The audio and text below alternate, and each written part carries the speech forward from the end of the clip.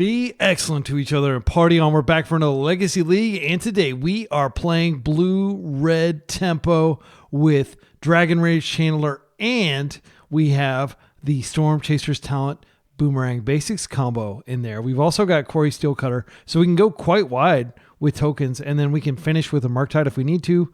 No Delver in sight here. We're not doing anything other than just putting power on the table and disrupting through Daze, Wasteland, Force of Will, Lightning Bolt to remove their threats or get the last few points of damage. We've got a very solid mana base of 19 lands, including one Surveil land. And in the sideboard, this menace that has been unleashed upon Legacy, Hexing Squelcher. This is a very powerful new card, 1 red, 1 colorless for a 2/2 body goblin sorcerer. This spell can't be countered! Exclamation point. Ward, pay 2 life. Spells you control can't be countered! Exclamation point. Other creatures have ward, pay 2 life. That's pretty good. In essentially what we're playing is kind of like a burn deck almost. And then we just have Pyroclasm to sweep up small threats if we go up against like the Velociraptor deck, Mardu tokens, a couple Pyroblasts. You don't really need 3 right now. 3 Force Negation for combo, 3 Consigns, which are good against Eldrazi and any sort of big mana deck. And we're going to play a full 5 rounds. I'm really excited about the degeneracy of this. I'm not excited to face it as like a control gamer, but this seems like an insane card for tempo decks that were previously hated out by Chalice of the Void. The other observation I want to have is that this is a very solid, well-rounded deck. I didn't even know what I was doing, and I 3-2'd with it in a previous kind of trial league. And True Tempo, whom I collaborated with, check out his channel. He does a lot of tempo stuff. He and I kind of like agreed on this 75. This is very much his design, but I will take credit as one of the people that like showed the power of Storm Chaser's Talent and Boomerang Basics in Legacy early on. I'm a huge believer, and I think splashing red for these really powerful cards is going to be pretty sweet. First round has already started.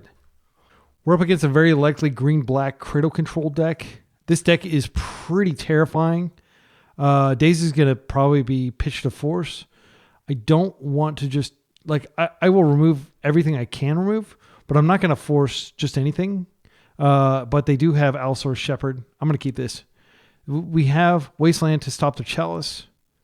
They're mulling to 5. They have been playing this deck almost exclusively, but they could have switched. Either way, I like our force opener. Once upon a time, you know what? I'm going to force that. That may seem crazy, but I am going to do it. Because maybe that is what's tying their hand together over there. Leave a comment with a timestamp if you strongly disagree with this play. Okay, they're down to 3 cards over there. I think they kept on the selection of that when they mulled so deeply. So I'm going to go ahead and just DRC here and pass. I don't...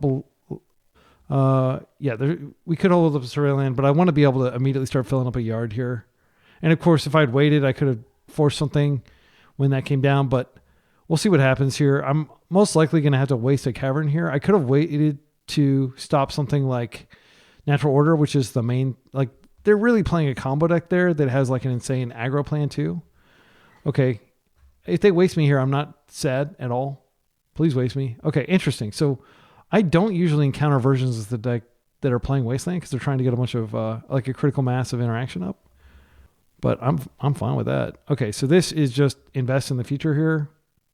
I'll get another Volk. I'm not going to be daunted by their Wasteland. I can't believe that they would keep more than 1 Wasteland. That is not a bad card, but like, let's face it, we're looking for Bolt and cards that end the game. So I'll just come across for 1, and yeah, hopefully they don't have Cradle.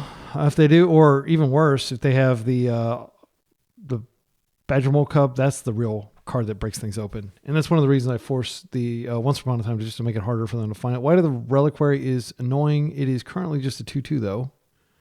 Sylvan Save Creeper. This card's freaking cracked. All right, we're going to hope to just make bigger creatures, I guess. That's our game plan here. This is not a great matchup for us.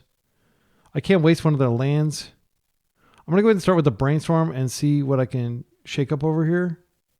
We're going to need a lot of help getting all the way up to above white.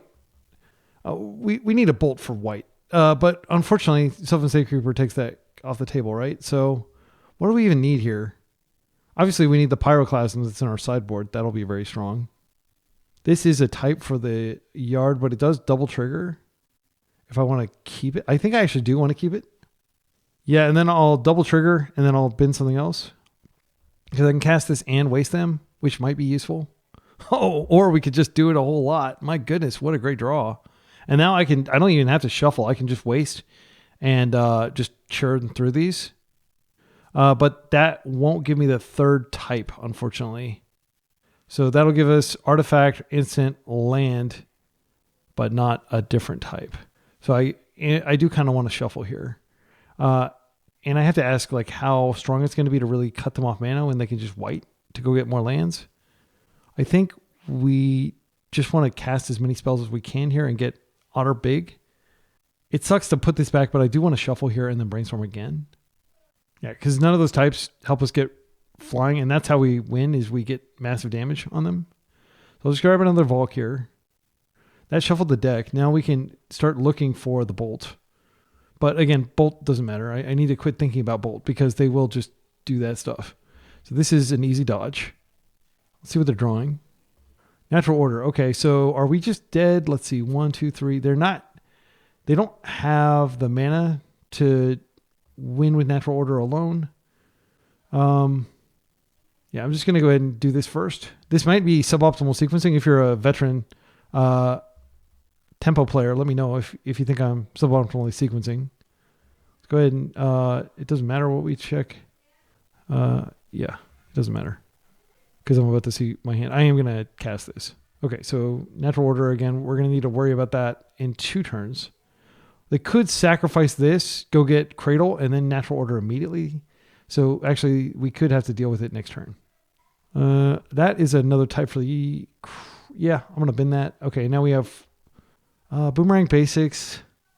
They'll just sack one of these dudes, and we can't cast it this turn. But this is a combo where we can go really wide. But unfortunately, it doesn't matter, because I think they're just going to just go get Boomerang Basics, or they're just going to go ahead and Natural Order attracts the next turn, and there's nothing we can... Well, we could Boomerang Basic back to hand, actually. That's not terrible. What I'm going to do is I will just... I don't care for the land. Yeah, I mean, they could find Thoughtseize off of... They wouldn't have any mana for it, but they might have Spirit Guide. Yeah, I think they might go for it next turn, and they'll reload, and then we'll Boomerang Basic back to hand. They'll be unable to cast it again.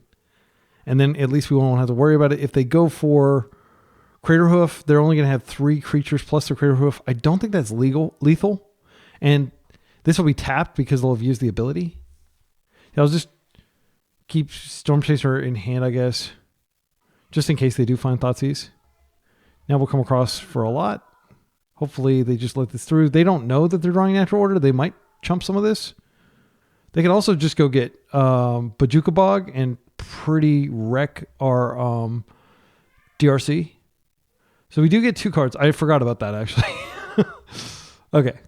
This is why, like, practice helps. Like, in paper, I would have missed those triggers probably. But usually I've, like, put a dice on top of my deck. Okay, they are attacking for 3 here. That is fine. They have Natural Order in their hand. They do not have the ability to deploy it. They may... Okay, they're going to do something here. All right.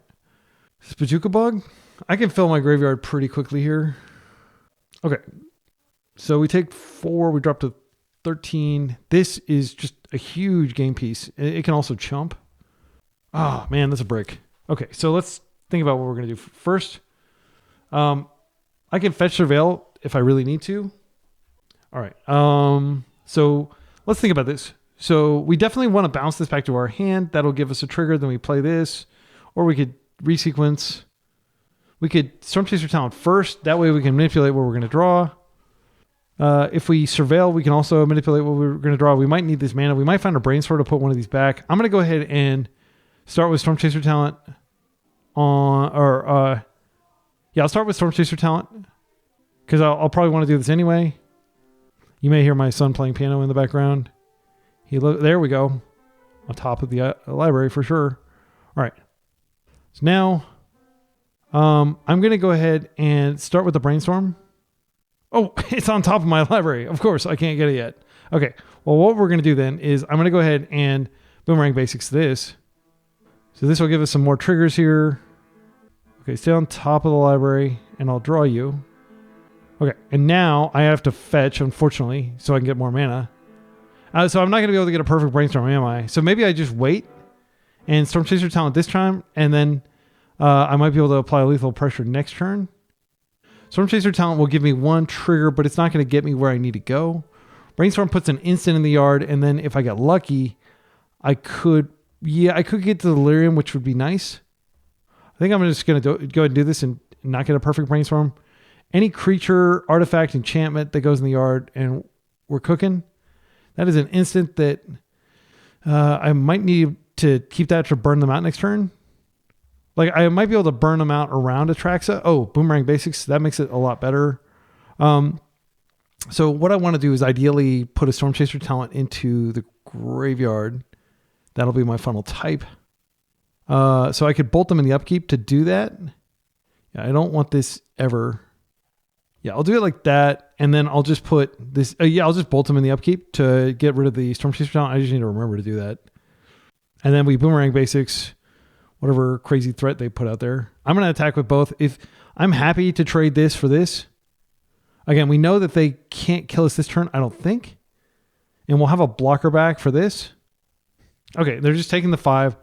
So they're basically dead unless they have some insane card off the top. Or they white for something that I can't think of. They've got 3 creatures in the graveyard.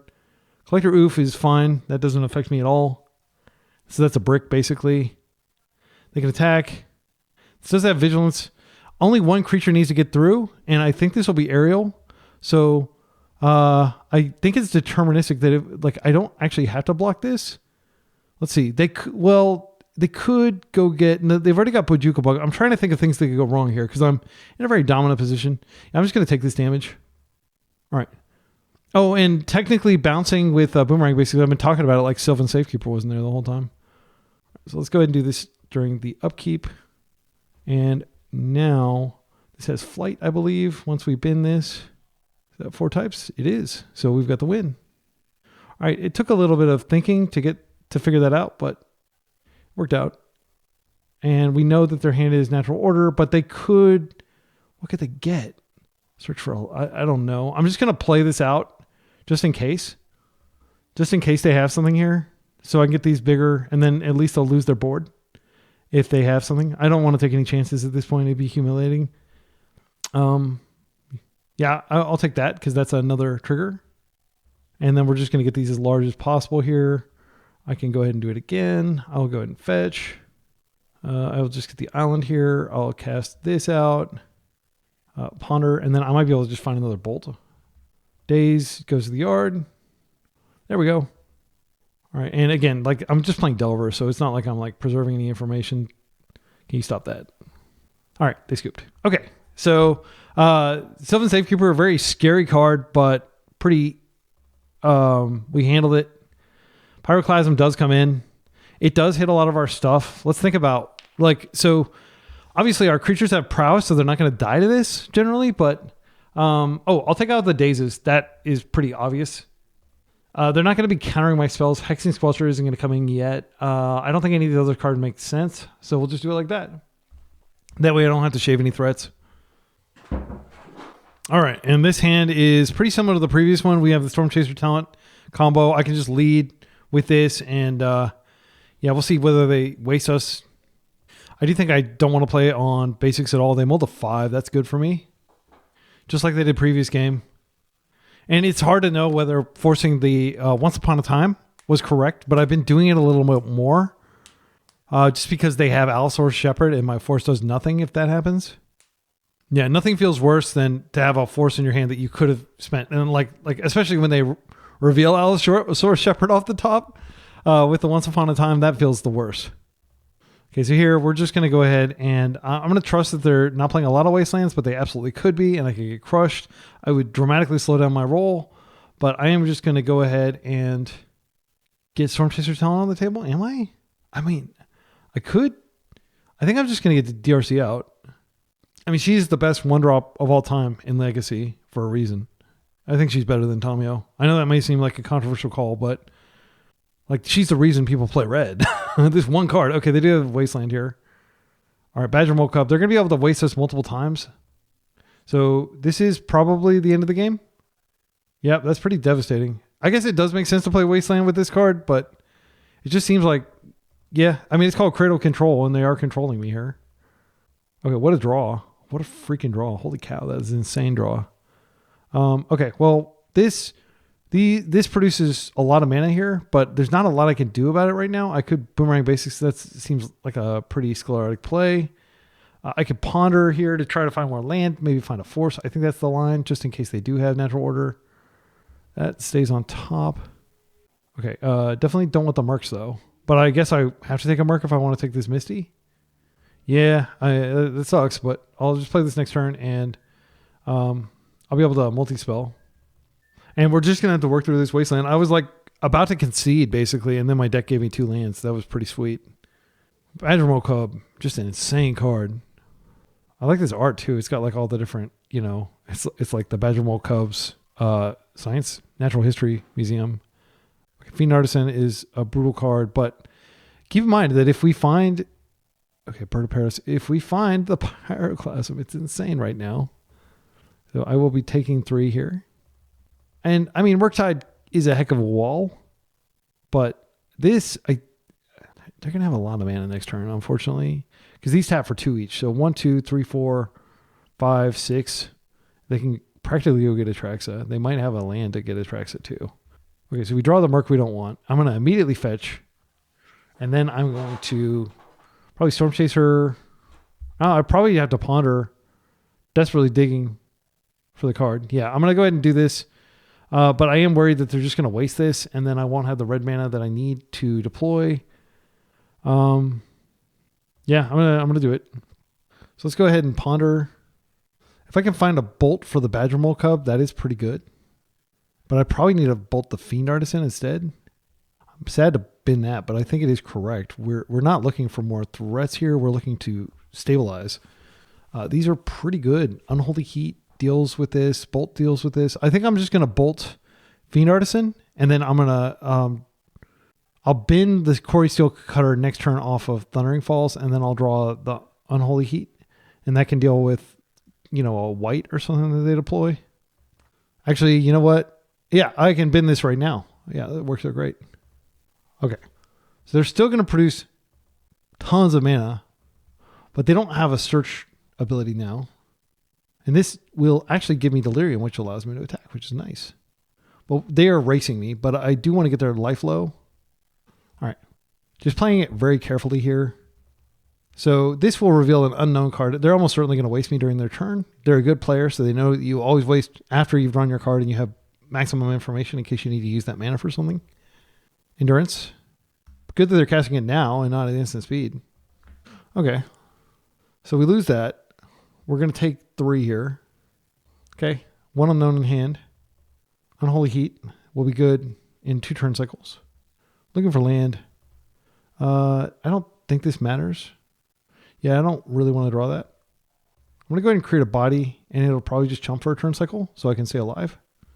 That is a keep. Yeah, I want to be able to, just in case, have a giant Merc, but it won't be giant, unfortunately. So we'll just chill. But next turn, that gives me the ability to, Unholy Heat and Boomerang Basics redeploy and get another body and get further into my deck. There's a lot of mana. Do you have natural order? We can go to the next game if you do. Green Sun's in with X equals 3. Okay. So this is maybe another endurance. I mean, just getting a bunch of endurances seems like a totally reasonable game plan here. Okay, they're plussing. Again, Pyroclasm does a lot if I can find it.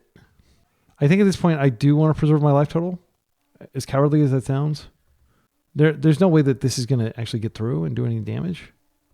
I guess I could try to pressure Grist. Okay, so we're really just... yeah, I'm going to bounce this back to hand. That gives me a card deeper into my deck. I'll fetch first, just to minimize the lands in my deck.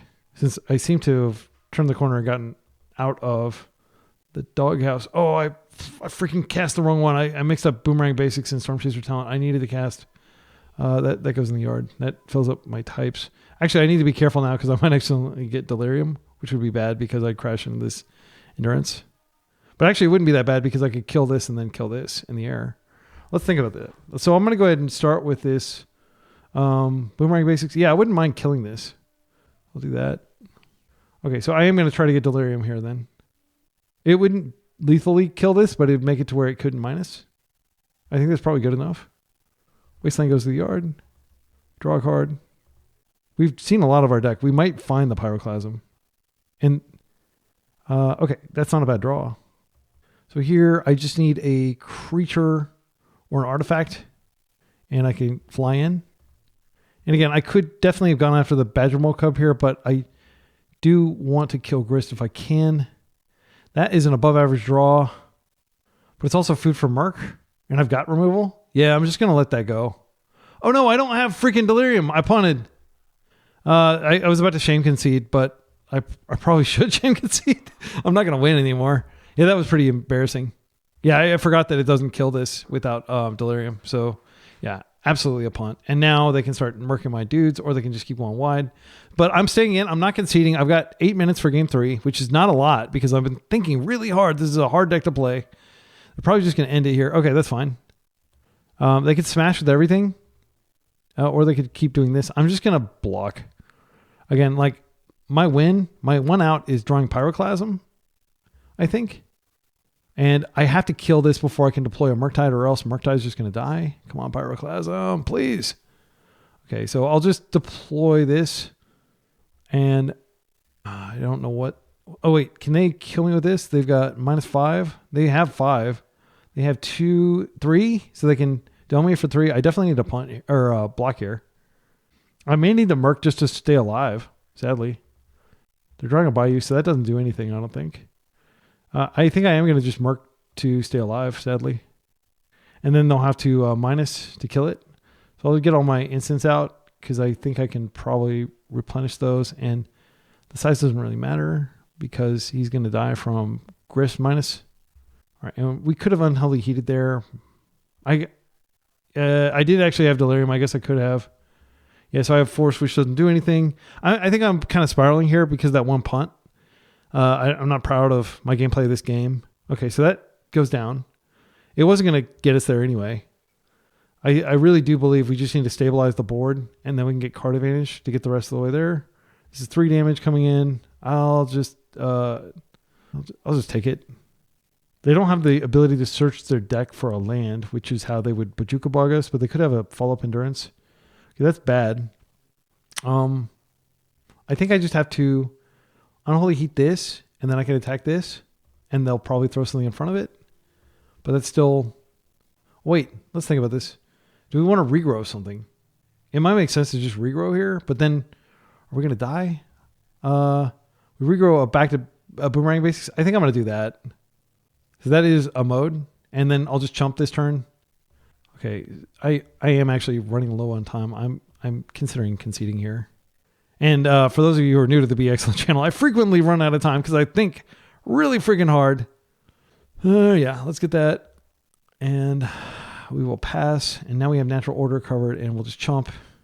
And yeah, we can draw through our deck and redeploy and stuff.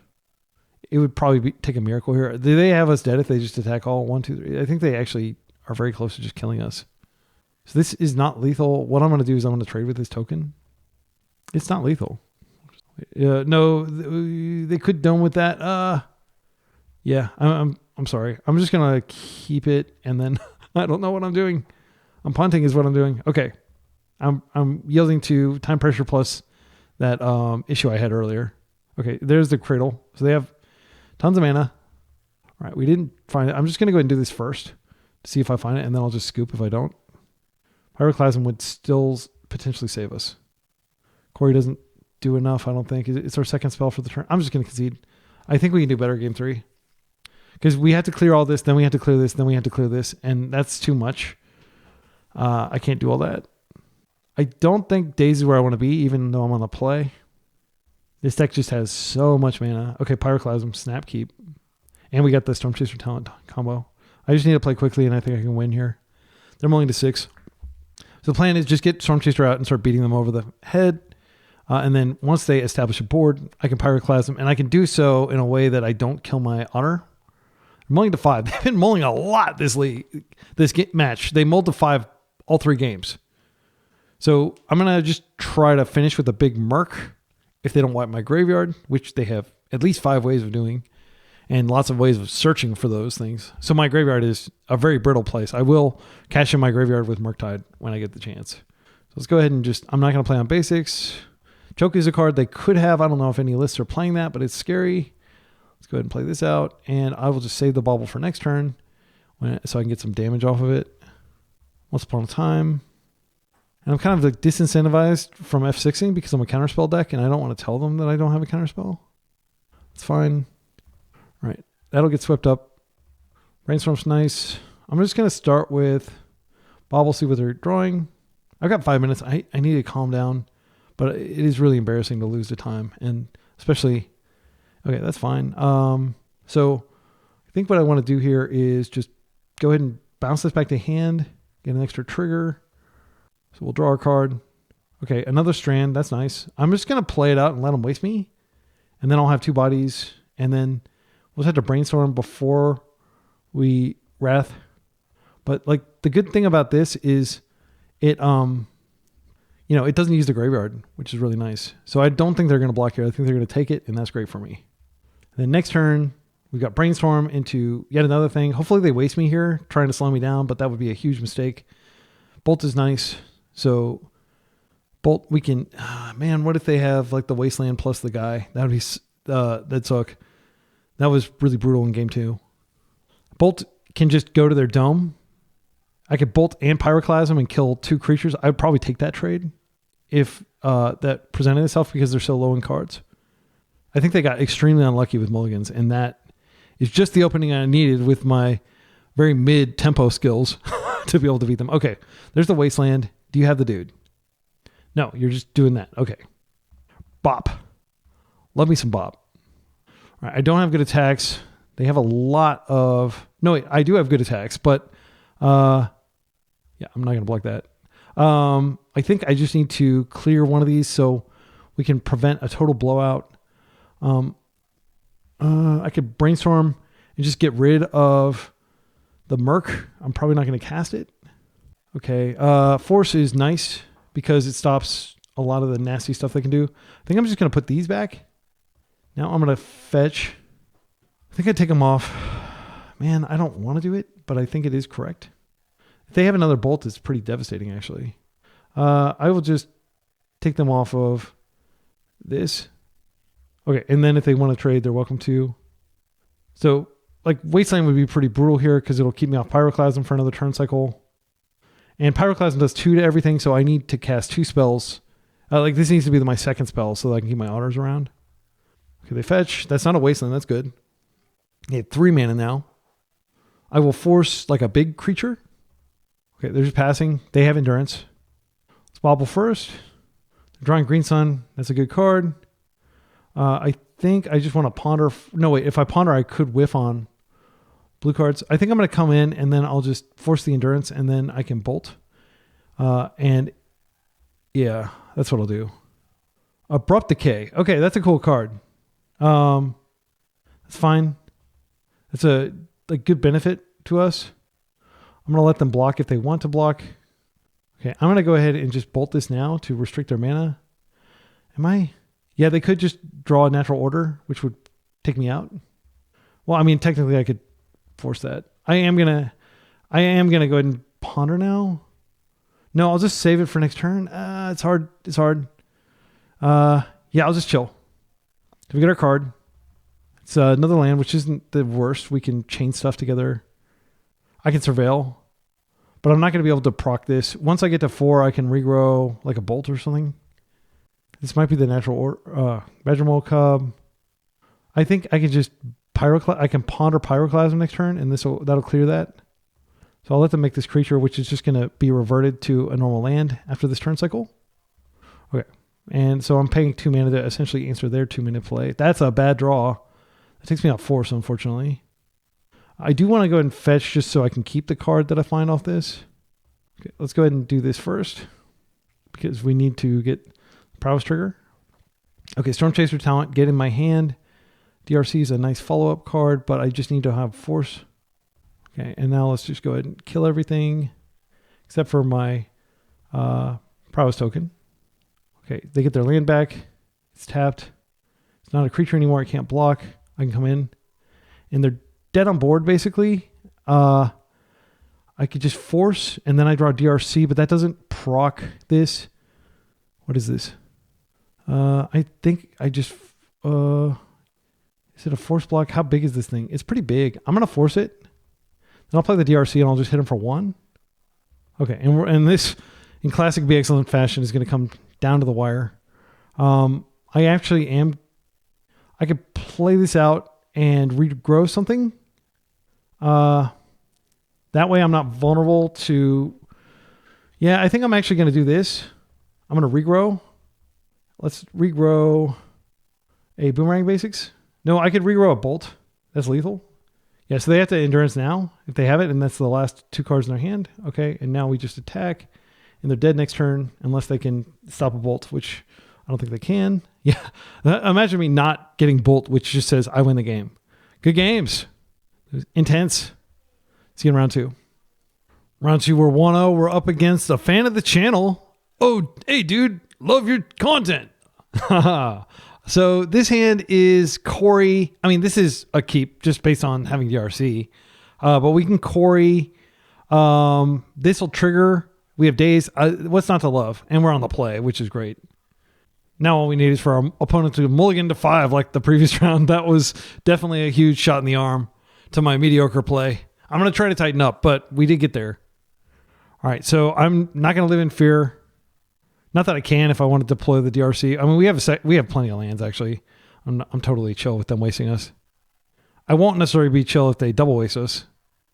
All right, we don't have the bobble, unfortunately, but you rarely do. You'll have any given A and any given B in about 17% of hands.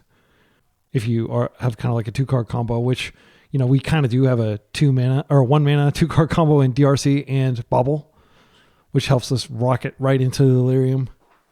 If you want to go crazy, bobble is a fast way to get there, as our Dragon Lady wants to get. Options. We Storm Chaser, and then we get the Thundering Falls out. They did not shuffle their Ponder. We don't know anything about what they're doing over there. Corey plus any cantrip is pretty good. Yeah, I think what I'm going to do is I'm going to play the Storm Chaser out first and just see whether they interact with it. Like if they daze, that's helpful information. And then I can get the Stinky Thundering Falls out of my hand. That is a nice dodge. All right, and then I'm going to dodge again here. And so we're just going to be hitting for 1, but it's... What? We would have been so flooded if not for our Surveils. All right, we'll pass. First Blood, which I will remind you is free to watch on YouTube. Incredible 70, or I think late 70s. Sylvester Stallone is Rambo in First Blood. It's not like the other ones. It's not like a kind of militaristic thing. It is actually a really interesting like character piece. Whatever they're called, like character study. We get buff. Daze is hopefully going to resolve here. We're up against Bug Beans. That is helpful insight.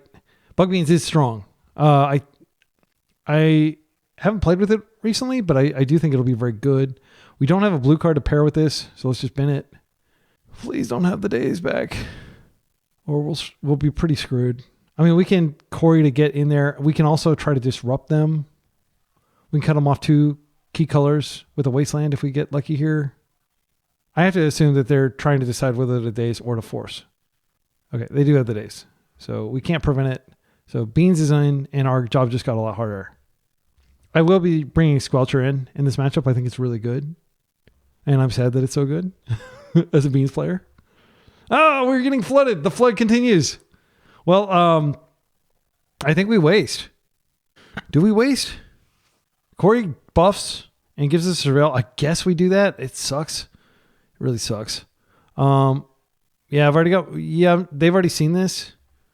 They may force this, which is totally fine, actually. It's not going to do anything for a few turns. Oh my goodness. How many lands are we going to freaking see here? All right, we'll come in for a 3. Yeah, I just had to let them have that land. Like, I'll waste them off a blue source to, I won't really be able to do that because they'll probably lead on Basic Island again. Bowmasters would be a blowout. And unfortunately, I'm just very poorly equipped to deal with it because we've drawn land. Is this Bowmasters? Okay, another beans. Oh, Riddler. Casual draw 2. It can be a lot more than that depending on the state of your hand when you cast it. They don't have the Stifle trigger, which is nice. They may be playing it. I think that might secretly be really good. I'm going to waste this Trop to keep them off potential Murktide. That's a good card. That is a very good card. Let's think about this. We can't equip with this, unfortunately. Yeah, I'll waste here so I don't have to worry about... I'm not going to waste them off black, although that can make sense here. I guess I just attack with both of these first, and then I'll attempt to stick my Murktide. But it's not powerful, and it's going to make my DRC even less powerful. But her job is really filtering now, rather than beating face. So this could be a 5/5. Okay, and keep in mind, we can always equip Corey to these if we have excess mana. Okay, another Beanstalk. I love it. I think this is actually really good for us here. And they've already played their land for turn. So we might be able to kill them here if we get very lucky, like cantrip into cantrip. Bolt. Does that do it? So 5, 6, 7, 8, 9, 10, 11. It's very close. Oh wait, I think if we equip, we can do it. Okay, let's try this. What I'm going to do first is just bolt them. They may force this if they do the math that I just did. Okay, let's scoop to that. Wow. To beat double Beanstalk just by virtue of being on the play and being, even though we were pretty unlucky. So Hexing Squelcher get in the deck. I do think Baragoyf is on the menu here, unfortunately. I'm going to take out the Dazes here. Question mark. They are playing Wastelands of their own almost certainly. They're probably playing something very similar to the Bug Beans I was playing before I switched to playing 4-color beans. Yeah, I want the Unholy Heats. I think I take out all the bolts. It's good, but it can hit Tamio. I'll bring in Pyroblast and Unholy Heats. That way we can deal with Murktide, and because Bolt only hits Tamio and Bowmasters, and Squelcher is going to make Bowmasters feel very unwelcome as far as accosting our creatures. I'll take out the Dazes on the draw. I'll take them all out, and then I'll bring in a Force Negation just because stopping. Well, yeah, we don't. We can safely presume that they have. Yeah, this is good. I mean, it stops Beans. You want to beat Beanstalk? Generally, you want to beat Doomsday? Stop Doomsday. You want to beat Show and Tell? Stop Show and Tell. You want to beat Beanstalk? Stop Beanstalk. If the name of the deck is a card, that's what the card you want to beat. Okay, this is a great hand. We have some interaction. We got the Squelcher up in here. We don't have a lot of land. They could waste us out. I might have to be a coward and get an island. Okay, Tamio is... am I going to deal with her now? The thing is... we'll see what we draw, but the thing about Tamio is she does create clues that they cash in later. But if they just waste, I'm so screwed. I think I want to just island Stormchaser's Talent. I know that sounds sad, but once I have Squelcher on the table, it'll be much easier for me to deal with her. I just want to respect Wasteland. Let's take a look at their top card. Okay, they're drawing a Delta. Are they going to waste me? If they waste me, the game's over. And I have Stormchaser Talent. I have Brainstorm next turn, which will be proccing this, which will do more damage to Tamio. I'm going to be a coward. It's my only land. And this does mean that if I draw a Wasteland, I won't be able to deploy Squelcher, which will be annoying. But I don't want to throw this game away. And losing your only land is a great way to throw the game away. They daze that. That's so good for me. I don't care about this card at all. It's a type in the yard. Okay, great. I mean, from this position, it is a strong card. I don't think they're making a mistake respecting it, but we just want to get deeper into our deck, really. Bowmaster can come out and ping me here. They are starting to stack clues. They brainstorm. This flips. Okay, I can just... if I can find a blue source or a red source, I can Pyro, but they may have force for that. But I don't think they're going to be able to go all the way with Tamio here. I think I can stop it somehow. Come on, land. All right, so we're going to go ahead and try to find a land here. If they have a spidey sense that we don't have a land, we're screwed. They only have one land. One land. I think I'm actually going to waste them. But then next turn I have to ponder. They'll just tick up. They're not going to minus, are they? They might. Well, if they don't have a land, they're not going to. And they're brainstorm locked. So this goes back. I'll put back a brainstorm, I guess. And they could Thoughtseize me. Yeah, not really a lot I can do here. I'm going to waste them, and I'm not going to let them ride the Tamio Express to victory here. They could Surgical Extraction, actually. That would shuffle my deck and shuffle away the Pyroblast that I'm going to use to kill Tamio. So I just want to hurry up and get that. No, they're not brainstorm locked. They freaking dazed me. I'm so dumb. Okay, so my entire plan there is probably not going to work. But like, if they want to invest resources in getting Tamio higher, that's fine with me. I can't get Thoughtseize here, and I have to find a Volk. I've got like 2 turns to do that. Okay, so they're pondering. Oh, man, I need to tighten up. Okay, for some reason, I forgot that they dazed that. Okay, so let's ponder here. And we probably have to wait a turn cycle. So I'll probably just deploy a Storm Chaser talent. Unholy Heat actually is really strong here as a follow-up threat. So I could wait and just knock a ton of loyalty off her. But yeah, I do have 4 card types. I think what I'm going to do is I'm going to go ahead and try to Pyro. No, it's too dangerous. It's too dangerous. But I only get 1 shot because I think I try to Pyro now. The main problem is like there's no plan B if they daze. I'm going to try it. That way I can like at least brainstorm and try to find a second Pyroblast. Yeah. And this way, like they have less time to get set up with like cracking clues and stuff. Please work. I don't want to die.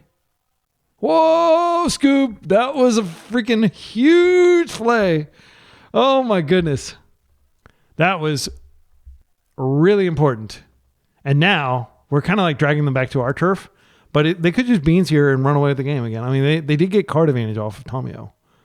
I think Squelcher comes in and it's just going to be such a chore for them to remove it. Carpet. Ouch. Well, this is pretty devastating. I don't have any cards that interact with Carpet. Red not famous for its enchantment removal. I could Boomerang Basics back to hand, but another Tamio. Okay. Do you have another Brainstorm? You do. Well, that is unfortunate.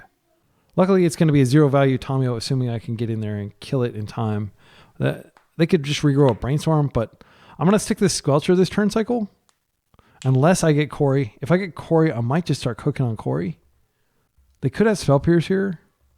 They're down to 3 cards. It's going to be painful to play out lands here.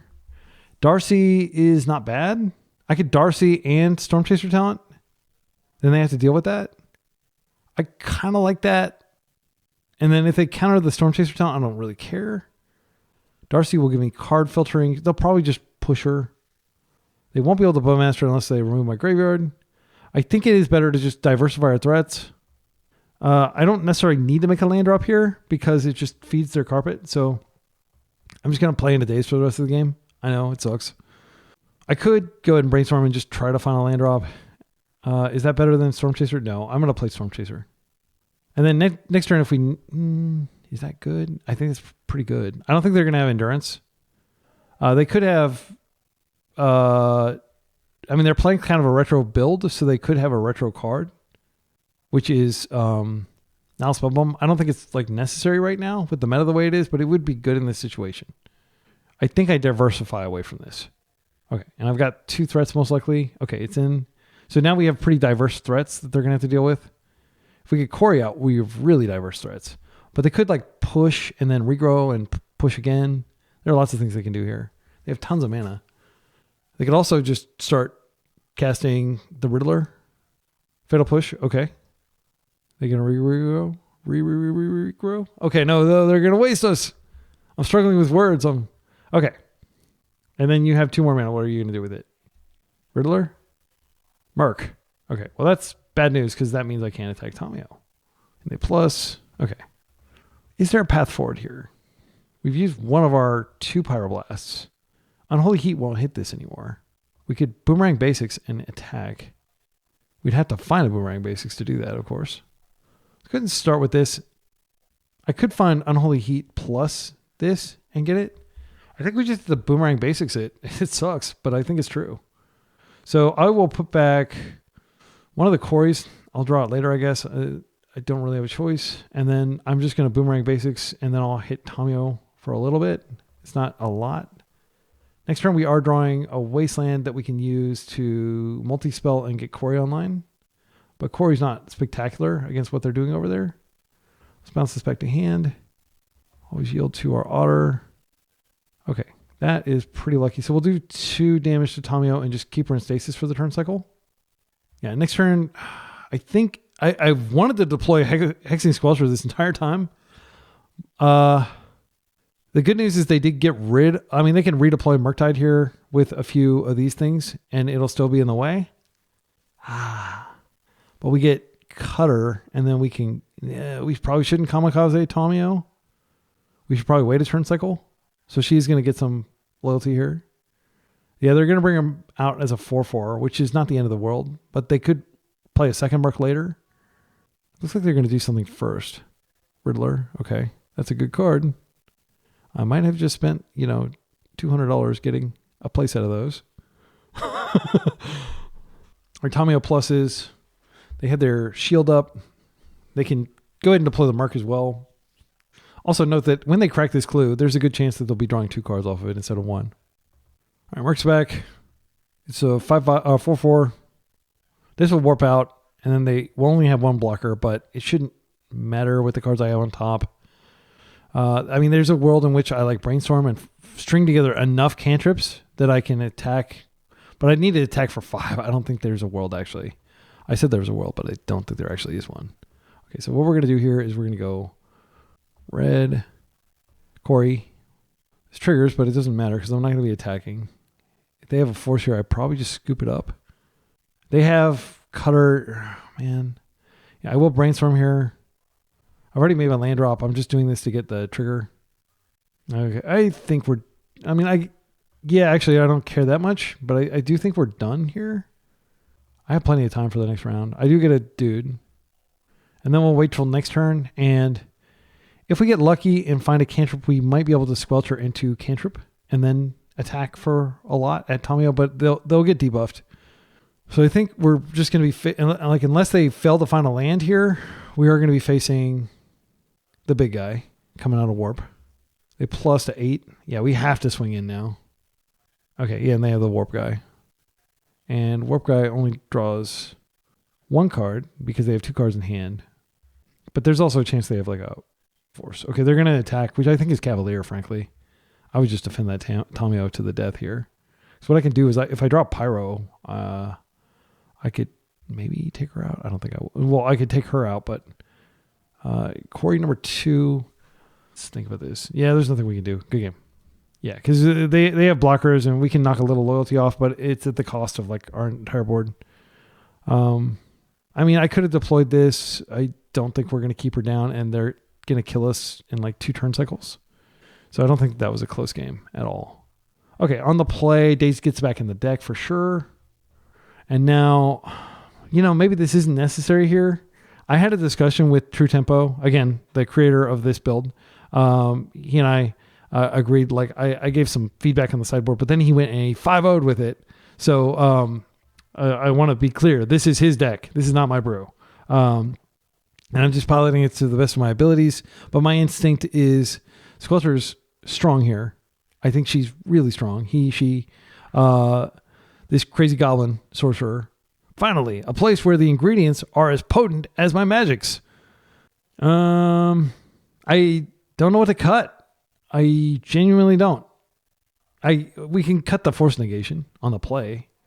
I don't really want to cut Murktide, but yeah, Murktide dodges almost all their removal. They maybe have like a couple murderous cuts. Unholy Heat, if we didn't see Barry, they may not be playing Barry, but it would be embarrassing to get got by Barry if they boarded him in. Like, it would make sense to have him in your sideboard as just like a 2 or 3 of.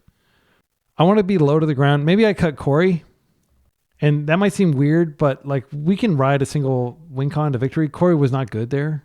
It didn't do a damn thing, really, other than proc. I think it may have proc DRC once. I can't remember. This is not a keep. This doesn't do anything. That's the point. It does nothing. It's no rod. I'll put back this island. I don't think they're going to have anything that affects our lands, and I want to be able to, yeah, I'll just do that. And I'm just going to fetch Volk and then I'll ponder. Or maybe I could even wait and see what that happens. They mulled a 5. They could have a turn 1 Tomio, which I could fight on the stack. And they might be timid about forcing to protect. Then I could just Boomerang Basics back to hand. I think I am going to just play a Volk. Like, I'm so lucky my opponent's mulling so much this league. So I'm going to go ahead and just ponder just to... Because we could find... Actually, I think this is pretty good. This is really good. Okay, so I'm going to take the Squelcher next turn, and I'll just deploy it. And I'll take the Force now. And then that other card, I just won't draw it, unfortunately, because I just want to make sure... It was a Wasteland. They're on 5. No, they have a basic. I'm not going to optimize for Wasteland. They have Carpet anyway. All right, let's jam our broken Fire Design card of 2026. Perhaps it's an early year, but this might go down as like the biggest R&D mistake of the year. They can't be countered, and now we have Uncounterable Force, Uncounterable Pyro. It should be pretty nutty from here. And we're just hitting, like, it's going to take them a lot of resources to clear it. It's fine. If they waste me, it kind of sucks. Like, they could waste me to oblivion, but I am hitting them for 2 per turn cycle. Yeah, if they find like Witherbloom Command, first of all, they need 2 additional lands before they can do that. So that's a few turns off. I did put it back a basic island though. Okay. All right. So we're going to get 2 damage in. This does attack. It's not just a insane static ability. I'm going to go ahead and play this out and I'll keep my mana up. That is a top. And we'll just, I think I'm just going to try to control the game. Like if they put anything that I can blast on the stack, I'll probably just go ahead and blast it. Especially if it's like even if it's just a Riddler. Okay. They may have Bowmaster here. That's what I'm reading, but it doesn't matter because I can just force. I mean, it does matter, but if I play this out before combat, they're going to get scared and they're not going to fetch the Bayou, which is what I want them to fetch. So I will force the Bowmaster here. Oh, they don't have Bowmaster. Well, I'll keep them off his rail then, I guess. This way, like they'll have to fetch the Swamp, which is not as good. Like they do want green so they can bean. Okay, they have beans now. Okay, that's pretty chill of them to not cast anything here. They could have endurance. So I'll definitely kick this out before to get the endurance out. I'm also going to play this out because I'll play it out anyway. I am going to do this before combat. And if they have endurance, I think I might force it. My graveyard isn't that important because they're floating blue. We'll try to go to combat. Am I missing something? Not saying it is super, is it? I'm going to feel like a dummy if they just Fatal Push on Hexing Squelcher. Would you like to pay the life? And then I'll just force this. Okay, that's pretty powerful. Okay, and now we can go to combat? Question mark. I'm definitely going to brainstorm now, I think, because I just don't want to get caught by a Bowmaster at this point. That would be a humiliating way to like lose. And if I can find a second threat, I do want to deploy it. I think we take the Storm Chaser here. And I'll hold this Pyro. And then I can decide whether I want to fetch away the Unholy Heat. I'll leave it on top. Because this is additional pressure and we're actually only 1 land away from being able to regrow. So this is additional pressure for sure. This is going to be pretty good. And then I can Pyro if I absolutely need to stop something this turn. So to be clear, this is done, I think, like 4 damage. And it also, they had to pay 2 life. And I just countered the ability. And it, so it's been a pretty good card. By the way, this swamp is really awesome looking from the Avatar set. This is a Merc probably. I'll just Pyro it. I can wait and Pyro it during my turn so that I get the buff. Or I can just Unholy Heat it. Yeah, I'll just Unholy Heat it. That works too. And of course, it's an uncounterable Unholy Heat. Wait, I don't have enough card types. Yeah, I guess I just have to Pyroblast it. But this will probably be useful later. I don't know. It might not be. Yeah, I'll just go ahead and do this. It is kind of a bummer that I can't use my Unholy Heat here. And now we'll come across. And the top card of my deck is a Bobble, which does trigger this and draw a card. I don't think I'll need it, but I could use it. It does give me Delirium, which turns on Unholy Heat. So I guess that's a reason. All right, so this triggers. And at this point, like, they need something to block. I'll let them target the Otter, They're going to pay the life. Okay, this is actually great for me. Now, I will just Unholy Heat this. And now this gets out of range. Okay, and I will take one there. This comes into play, and it's big enough that it can just bowl right over the Orc army unless they have exactly another Bowmaster, which they'd probably lose if they tried to target. I can see what I'm going to draw. There is a possibility they have another Bowmaster and they could take this out. I think I'm going to go ahead and come across. It's a risk, but I want to see whether it's there before I try to crack the bobble. They're just going to take lethal. Good games. That was freaking... This card was cracked. It's broken. You heard it first on the Be Excellent channel. This card is going to be a thorn in control players' side. See you in round 3. Right, round 3, we're 2-0. We're up against a combo gamer. This is not going to cut it against a combo gamer. This hand isn't even that good anyway. It's like way more lands than I would want. This, if they're on like the Epic Storm or something, we've got time. We could definitely lead with a Storm Chaser talent. Just put back our Mark. We could also put back our Mark Ponder, try to line up a Force. They're mulling to 6. Or we could just mull and find a Force, but then we're pretty low on cards. I'm going to keep this and just trust that we can find a Daze. I will put back...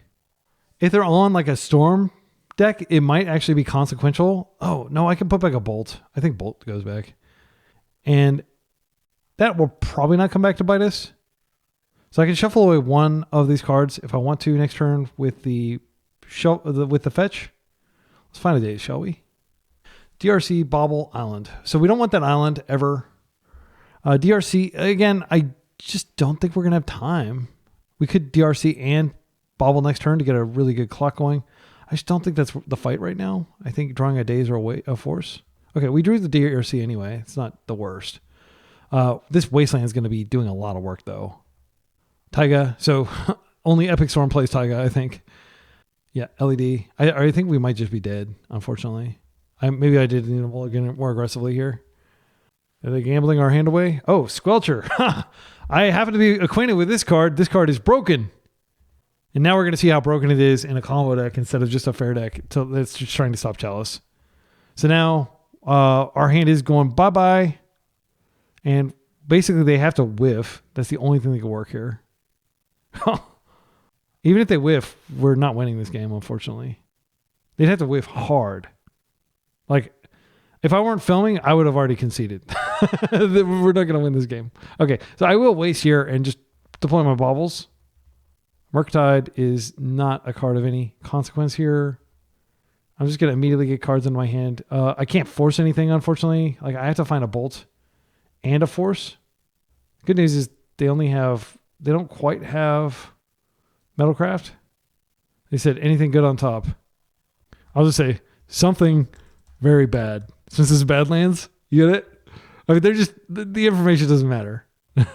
Right? Like, it's not like they're going to do anything this turn. I just think it's ironic that they give me like such a great line there because it just happens to be Badlands. Oh, Force! Okay, Bolt. Come on, Bolt. Ah! Okay, so we're going to go on the merry-go-round like another time probably here. Rafine's Tower. How is this in a legacy deck? I did actually play this in one of my 4-color Beanstalk variants. And the other thing about Hexing Squelcher that's better than what's the card that people used to play that nobody will ever play again? Defense Grid. Like, why would you play Defense Grid when your Defense Grid could do 2 damage every turn? All right, come on, give me that Bolt. All right. Never didn't have it. So I think I am actually going to waste to just constrict their mana, but I know they have a Badlands on top. It sucks. But I think it's the right play. I could also wait for them to go all in and then Bolt. Yeah, I think that's fine. I am going to just constrict their mana. It sucks that we've got an all-lander. I mean, maybe it wouldn't be bad to like let them, echo and give us a new hand. But Murktide will come out. Well, Murktide's not going to come out because Murktide is going to force something. Come on, just go all in. You're safe. What could possibly go wrong? I guess you can't bolt a Defense Grid, can you? But I'm going to be so low after this exchange. I will bolt it in combat. I'm not going to take another 2. I mean, I will take another 2 from the ward, but I'm not going to take another 2 combat damage. But if they get cheeky or if they get loose and do something before combat, I will let them try to go in on a line that I can punish. Okay, it looks like they might be doing that. They don't currently have access to the green card. I'm hoping that they cast, what's it called? And then they discard their hand, beseech the mirror, and then they discard their hand, and then I bolt, and then I force the beseech. Next turn, I've got Surveil to try to find something good. Okay, they did that. They did exactly what I said that I wanted them to do. So I'm going to manually click this because if I don't click this, it's catastrophic. So pay 2 life to prevent this ability. Yes, I would like to pay 2 life. Okay. Okay, now, when you don't have Veil up, I will force this. Okay, and they weren't going to crack the LED anyway, unfortunately. So they would have had to do that before passing priority. Okay, so please don't give me a land.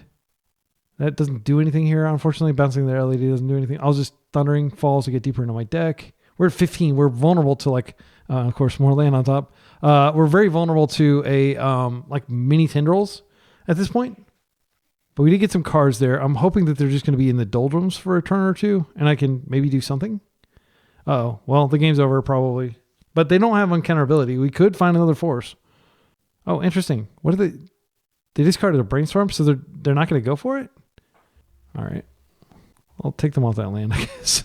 Since my deck is only giving me lands. At least it's giving me Wasteland.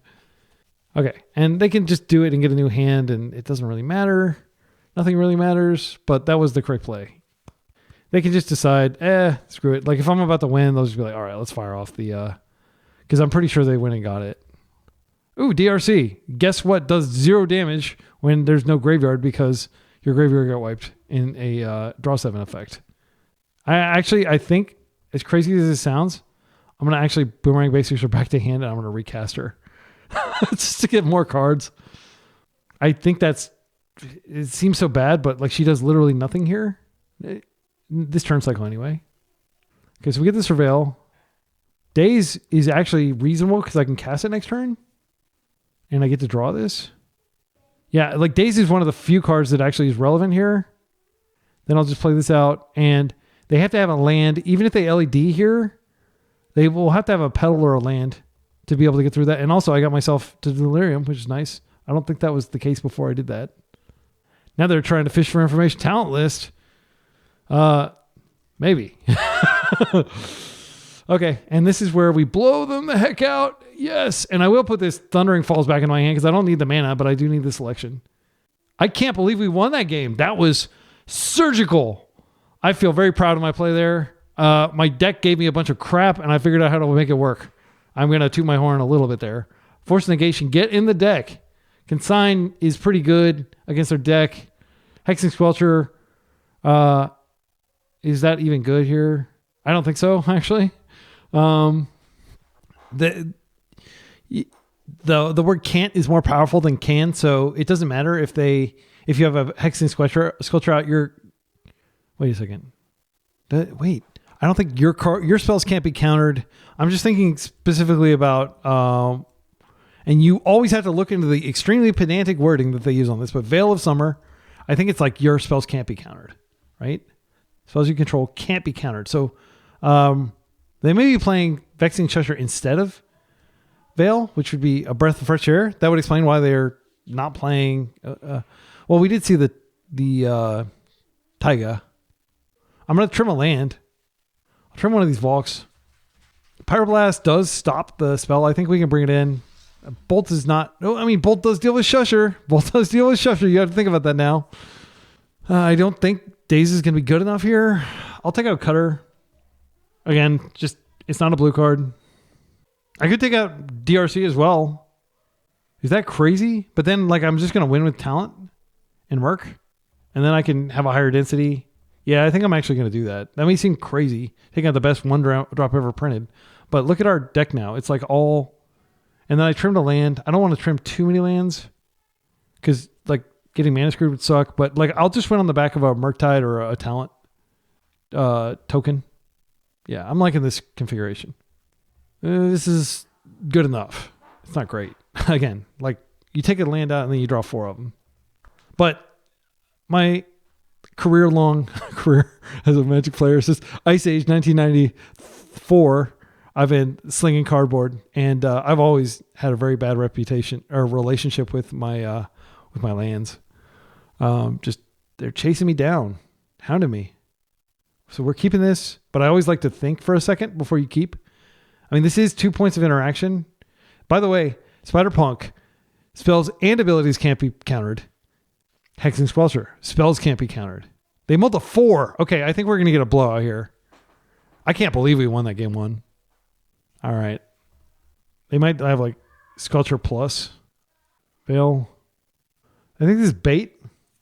This might not be bait. I need to be able to survive the wheel. I'm going to do this. If they're baiting me very effectively. I'll hold Consign.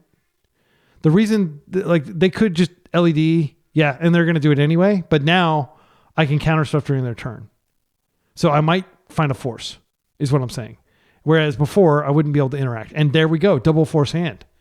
But I don't have any lands now. But at least I'm not going to hopefully die here. We'll see. They might just have, Squelcher. Okay. I think we are going to waste, and I'm just going to draw. This takes them off Veil, so I guess that solves the mystery of whether they're playing Veil, huh? And that needs to happen anyway. Like, I'm not going to use that mana for anything. Like, all my spells are free, or they cost exactly 1 mana, which I'm going to use to, get my Storm Chaser talent and then just gradually beat them down while I control them. And that's not totally possible. 3 forces. So again, all this is invalidated by Squelcher, but taking away one of their permanent mana sources makes it harder for them to cast Squelcher in a timely manner. They have no plays. They're going to discard? Or are they second main phase hipster? Oh, they're going to discard. Uh-oh, this could be the card. Oh, Tendrils. That's a real card. They got completely screwed over there. Okay, and now we're on the table. I'm not going to be afraid. I'm going to start getting my damage in while they're screwed over there. I have 3 forces, and I have days now. So I've got like 4 counter spells, basically. I can't technically use them all. Scrubland. Interesting. Why are they playing white? Do they have silence? Chrome Mox. I'm not going to interact with that. If they have Squelcher, I'll be so sad. If they have Squelcher and I lose, okay, yeah, they have Squelcher. Freaking devastating. And I could have prevented it. Well, I'll let that go. LED. I'm going to let that go too. You know what? Like, where's the Squelcher? Empty the Warrens. How many Storm is this? I can just force all the copies. Okay, so the Storm triggers because I don't have mana for Consign because I'm fearless. Okay, this is not that many copies. Let's think about this. So I can daze a copy. I think that probably is good. See if they want to crack their LED before they see how much other stuff I've got going. Okay, that works. Now, I think I can just force negate one. Pitching Consign, I think. They're so low in resources, but they could just reroll. I don't want to go any lower. Huh. Can I beat 4 goblins when I'm at 20 life? I just don't want to go any lower. I'll send my dude over and maybe trade with a couple of them. Yeah. I just don't want to risk them, wheeling me. All right. But that's nothing really. I'll come across and then I can just brainstorm to kill more of them. They should presume that they may block with multiples. They may not block at all. All right, well, I'm going to take 4 here, and then we'll just go back to their turn, and I'll save this for later. Because most likely I'll just pitch this to force if they do something crazy. But I can get a perfect brainstorm next turn.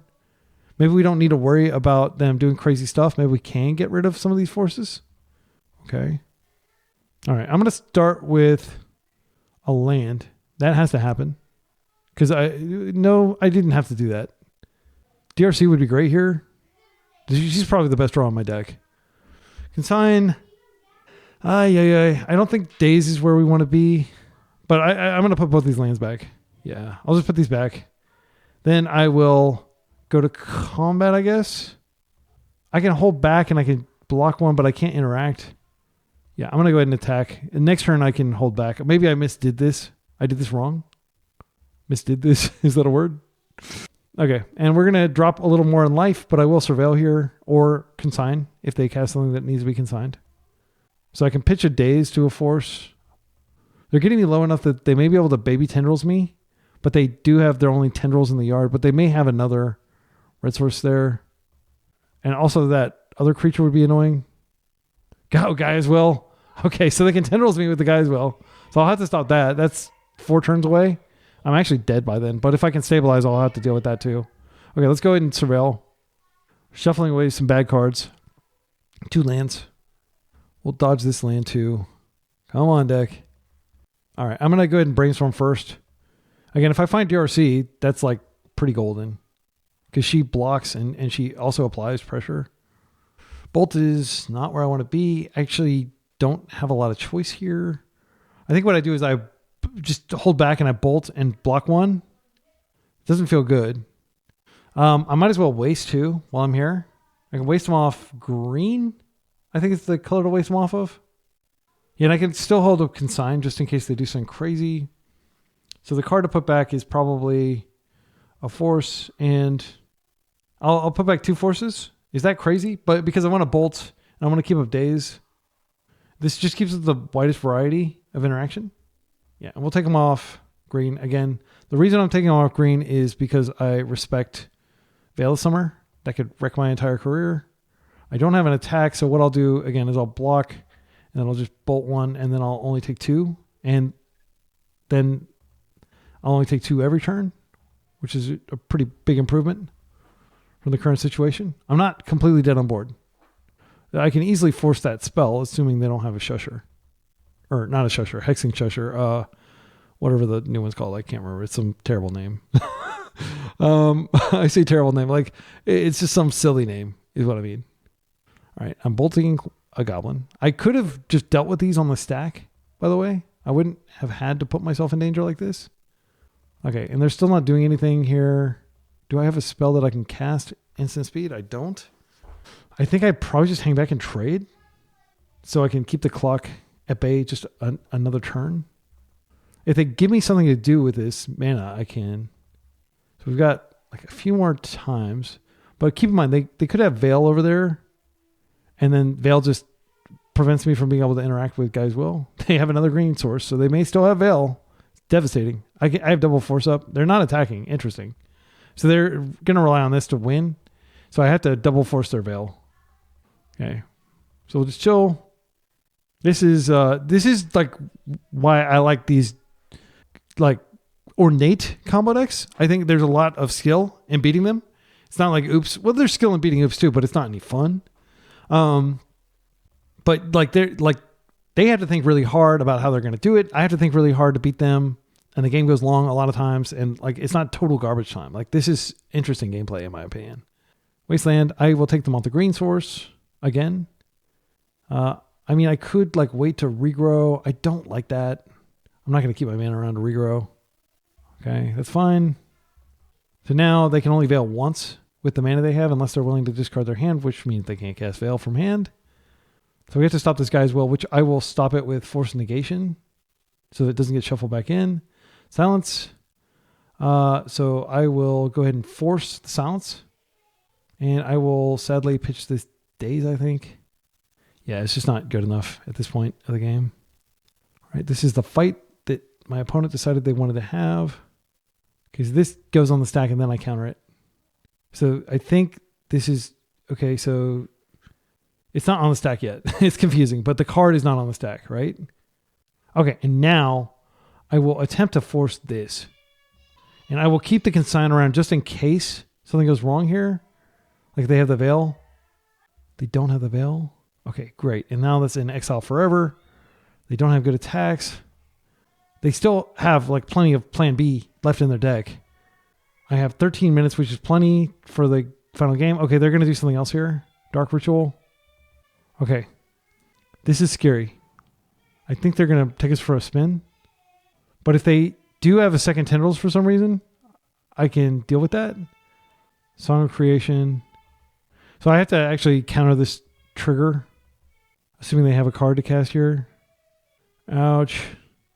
So I might as well counter this. Oh, yeah. So they're going to discard. Like, I want to keep a mana up just in case. Yeah, I can't stop that ability. So this does happen, unfortunately. They draw 2 cards, but this is already on the stack, so we're going to get a new hand. Okay, so we have Pyro up.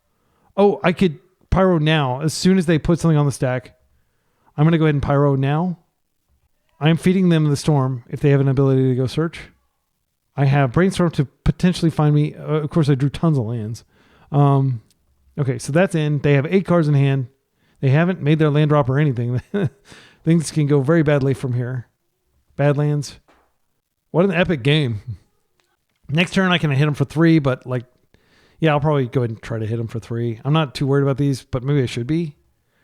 By the way, the zombie art on this is really sick. That thing looks terrifying. Okay, they're passing the turn. That's pretty good for me. So that was a really good Pyroblast. I'm glad I boarded that in. Would love to find a Brainstorm to get rid of some of this chaff. Force of Will. Not going to complain about that. Let's go ahead and see what they're drawing here, I guess. I mean, I could Brainstorm, and yeah, I'm going to Brainstorm. I'm going to trust that I'll find something here. I could get completely destroyed if I don't find exactly fetch to shuffle away some of these lands. I'll yield. Yeah, it's going to be really hard to win from here. Like, they have tons of life. I did find the fetch. That's great. I will just put one of these back because I might need to do this again. I'm going to fetch. Let's go get the Volk. And there is Swing for the Fences where I deploy more stuff. I think I'm going to do that because there's a decent chance that I find a blue card off of one of these baubles. This does give me a blue card in hand. Okay, now I have a blue card. Let's go ahead and play this out. And I'm going to try to aggro them from here. And then if I get a turn to deploy Merc, assuming that, like, yeah. I mean, I'm almost certain they're just going to block one of these. I'm going to send it over, and then I'll hold the baubles. And that way I can get... No, I can't hold the baubles. That's irresponsible. Okay, that's in.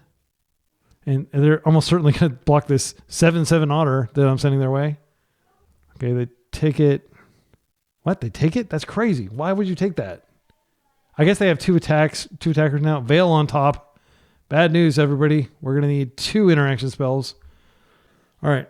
Let's go ahead and see if we can draw our interaction spells. But basically, they have to completely break here, or we have to get extremely lucky. Okay, that's pretty lucky. That's pretty lucky. That is pretty lucky. Now, they do have green mana. Okay, they've got double green now. So they could Veil twice. We know they have at least 1. 1 is in exile. Fetch to 10.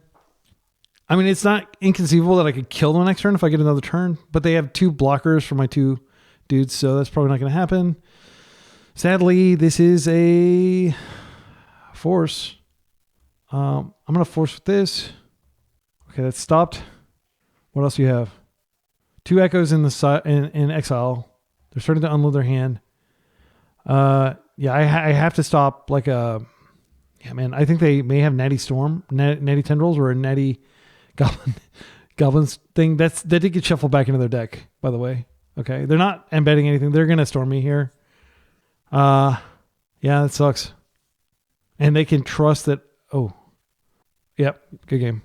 I didn't have the consign up. And I don't think you should live in fear and keep consign up. Okay, that was a cool game. All right, any changes here? No. I like our strategy of just winning, like, slowly but stably. I don't want to be bringing DRC. I think we need all the counter magic we can get. Let's do it. And I refuse to just throw up my hands and say, oh, you can't beat them. You have to race them. Because I do think we have the tools to beat them. Storm Chaser talent hitting for 7 was not bad at all, by the way. I think if we had obviously if we'd had consign up, we wouldn't have died like that. And we do have 3 consigns. I may have pitched consign to one of those force effects. I can't remember. All right, my opponent agrees with me that these have been some really interesting games. No forces, no days. We're highly likely to find one off Ponder, but it's not guaranteed. I have to decide whether I'm keeping before they get to. I don't think there's anything exceptional about this hand. I'm going to throw it back. This is a much better hand. We get the combo. We can live on 1 land and just draw another land later. So I'll just be putting back a land. I could put back the Bauble. I think Bauble drawing me closer, and I guess Delirium doesn't matter. Yeah. I guess technically I could have kept the fetch just because I could pull this land out of the deck and get an extra card in my graveyard for a Merc. Let's go and see what's on their deck. LED, okay. I will go ahead and get Storm Chaser out. There's a good chance that I'm going to lose this fight. But if I don't, I'll have a lot of these otters out. And leave a comment with a timestamp if you're a seasoned tempo player like me throwing back a land. I don't think there's any fear of them. Yeah, these bolts are really only good against that one card. Maybe they'll play it. Okay. We do draw the redundant land, so I'm glad that I did what I did. I'm going to go ahead and do this beforehand just to minimize the number of lands because I'm just, my turn is basically prescribed. I'm going to take this, then I'm going to go ahead and just bounce this and then replay it, and we'll see what we draw. But it is worth noting that I'm putting myself vulnerable to... Oh, that Wasteland will be good next turn, I bet. Yeah, I'm putting myself vulnerable to Hexing Squelcher plus win. So we'll come in for 3. I'm just trying to max damage. Next turn we have Bolt, hit them for 7 and waste them. That'll probably be pretty good. But they have, they're going to surveil here. We know they have the LED. Please don't Squelcher me. I mean, I'm like actually equipped for it, but I guess if you're going to Squelcher me, then pass is what I'm saying. I think there's a good chance the Squelcher just comes out though. Yeah, unfortunate. And now we know they have the LED and they may be able to just win here, but they don't. They don't win. That's such a lucky break for us. All right, so I'm going to do this. Go ahead and get them off of, what does this even do? Blue, white, black. I think we get them off red just in case they have a follow-up one. Okay, and now I'm going to go ahead and red, bolt this. I will pay the life. And I think here I do want to deploy this Storm Chaser talent just to smush a little harder. They're on one land. They do have the LED, but they don't have green mana up, so I think I'll be able to force. And if I don't have to force, I can Brainstorm next turn and hit them for 6. I might be able to kill them next turn if I get lucky with the Brainstorm. They have another land. Please don't play another Hexing Squelcher. Their other red source might be ETB tapped. No, we saw a Taiga. If they get Taiga, I'll know I'm screwed. I think they're probably going to get that. Because then they have all 5 colors. Yeah, there's the Taiga uppercut. Please don't Squelcher me. I'm too young to die. Ouch. Big ouch. Okay, they didn't do the thing. So Brainstorm has to hit a bolt. We have a lot of air in our hand. Let's go ahead and free ourselves of some of it. Come on, deck. Don't screw me. Don't do me dirty here. These forces do nothing. No! No! What are we doing here? Well, we're putting back a force. Putting back a daze. I'll play this out. They're not going to be able to use life total as a resource this game. So at least there's that. There are lots of always look on the bright side of life type things. Like we can regrow like a lightning bolt soon. They dropped a 3. I'm feeling extremely dead, but I'm going to keep my mana up. And then maybe we find a consign off the wheel and we can counter. Maybe they don't have the wheel or some sort of enabler. They've been able to do it twice. There's the LED. Opal. They could mini tendrils to gain some life back. That would be the best possible thing. Okay, they're burning wishing here, and this is going to go get the thing that lets them do degenerate stuff. Echo. Okay, they're going to sack. They had silence in their hand too, and they did have white to use it. So I do want to just get a land out of my deck. Is that better than just being able to surveil to manipulate my draw? I think it actually is. I'm going to do that. But I do put myself one closer to dead. I'm not going to do it. All right, this hand doesn't do anything, unfortunately. We're dead unless they totally break here. Pedal. We're dead to tendrils here. They don't know it, though. Yeah, they can just tendrils chain it and kill us. They can put us at 1, and then they can just attack to kill. It's such a close game. It was a great game. But I think this is showing just how powerful Squelcher is, because, we handily win, if not for Squelcher. Yeah, so we take all the damage. I can't interact with any of it. And then I'm going to do the you can't fire me, I quit thing.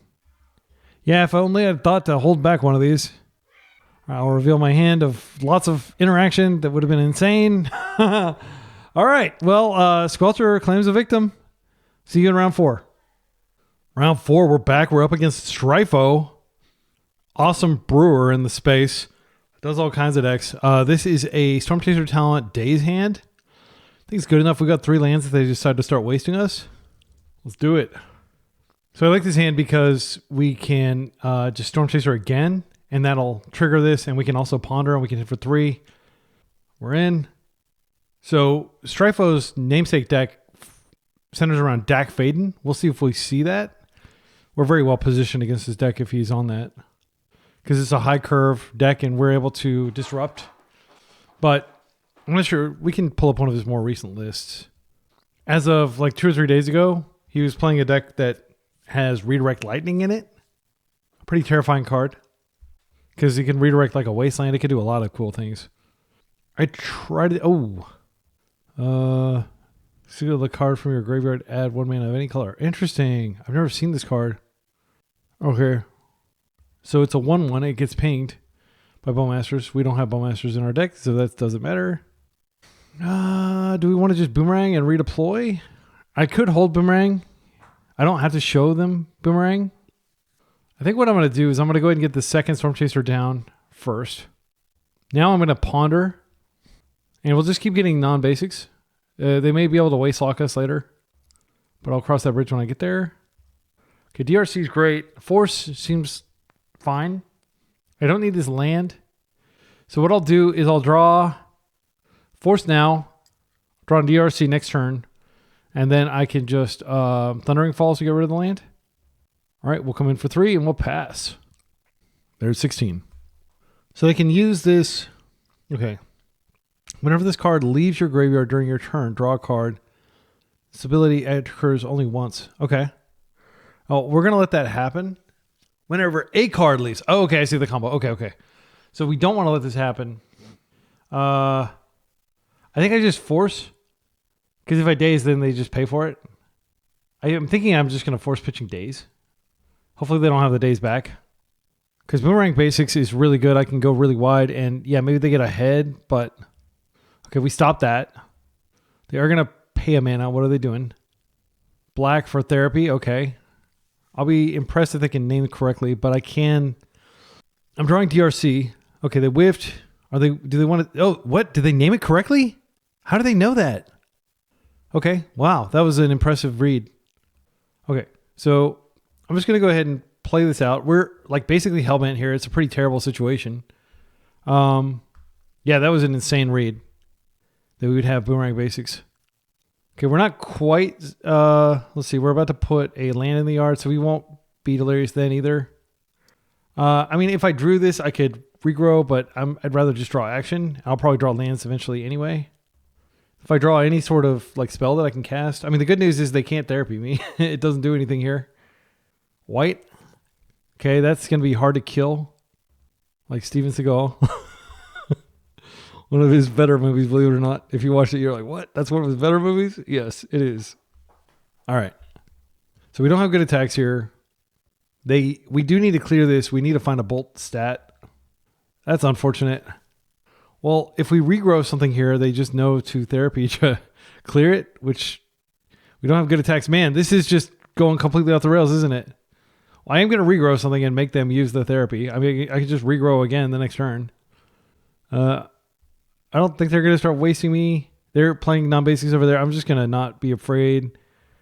Yeah, this is really disastrous. But had we not done this, every turn they'd be drawing a card.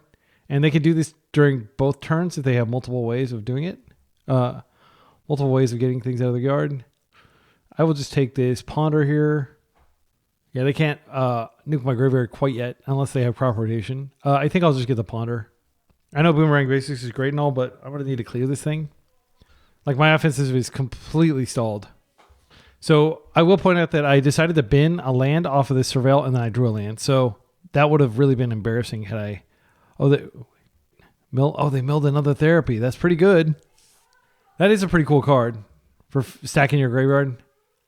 So currently white's only 3/3, but I suspect we're going to lose this game despite being a Delver deck that was on the play here. I think we're getting out-teched. That Boomerang Basics was brutal because that would have represented another creature and another card. Will of the Forgotten. So they don't have to send 8, but they can look at the top cards in their library and put one in their hand, which does not trigger Bowmasters. If we had it, again, we don't. But it's cool tech. I like this card a lot. It's costly mana-wise. Orcish Bowmasters. Okay. Not what I wanted to see here. Taking out our DRC, which is going to make it much harder. This can now protect itself. They're going to take our Ponder. I am very close to just scooping here. We got out-controlled. It's really riding on... Let's see. So this is... Let's take this damage. This creature gets +1/+1 for each card in your graveyard. Okay, they're milling. Or for each creature. So it's a 4/4. Hedron Crab. So it's like a self-mill deck, I guess. Let's see, how close are they to... Actually, they've got 4 permanent cards in their graveyard. So they may be able to get the Whale of the Forgotten with all 3 modes. Yeah, they could do all 3 modes. All right, I'm going to scoop it up there. That is a bad card. Okay. So... Squelcher, they do have Bowmaster, and Squelcher makes it harder for them to target our creatures. That's an option. I don't think it's a great option. Pyroclasm takes out the weenies. It hits that 2/2. It hits the 1/1. Does not deal with the big guy. I think we need Unholy Heat here, unfortunately. You know, Corey, I'm not sold on it completely. I know it's really good in this like archetype, but I'm not sure that we need it alongside the Storm Chaser talent. And it does cost a lot of mana. And I do think that one of the ways they're going to win is to get Wasteland. They're playing a totally different brew from what they were playing previously. Pyroblast. I mean, it seems like they're... How many blue cards do we even see? Like 1 or 2? My read is that they're an extremely strong Cabal Therapy deck, and they're also an extremely experienced pilot. Like they've been playing for probably a decade longer than I have, seriously. I know I've been playing since Ice Age, but it's been on and off and barely at all. It's just the past few years that I've really started seriously playing. So they have the wisdom to be able to hit those blind reads. So what that means is our hand is probably not going to be very stacked. I mean, my instinct is to take out Corey. That may be wrong. Leave me a comment with a timestamp if you strongly disagree with this play. Murktide could be like top decked, and then we've got a big threat, and black doesn't have the best ways to deal with it. I think we could bring in 1 Pyroblast. We could bring in a Hexing Squelcher.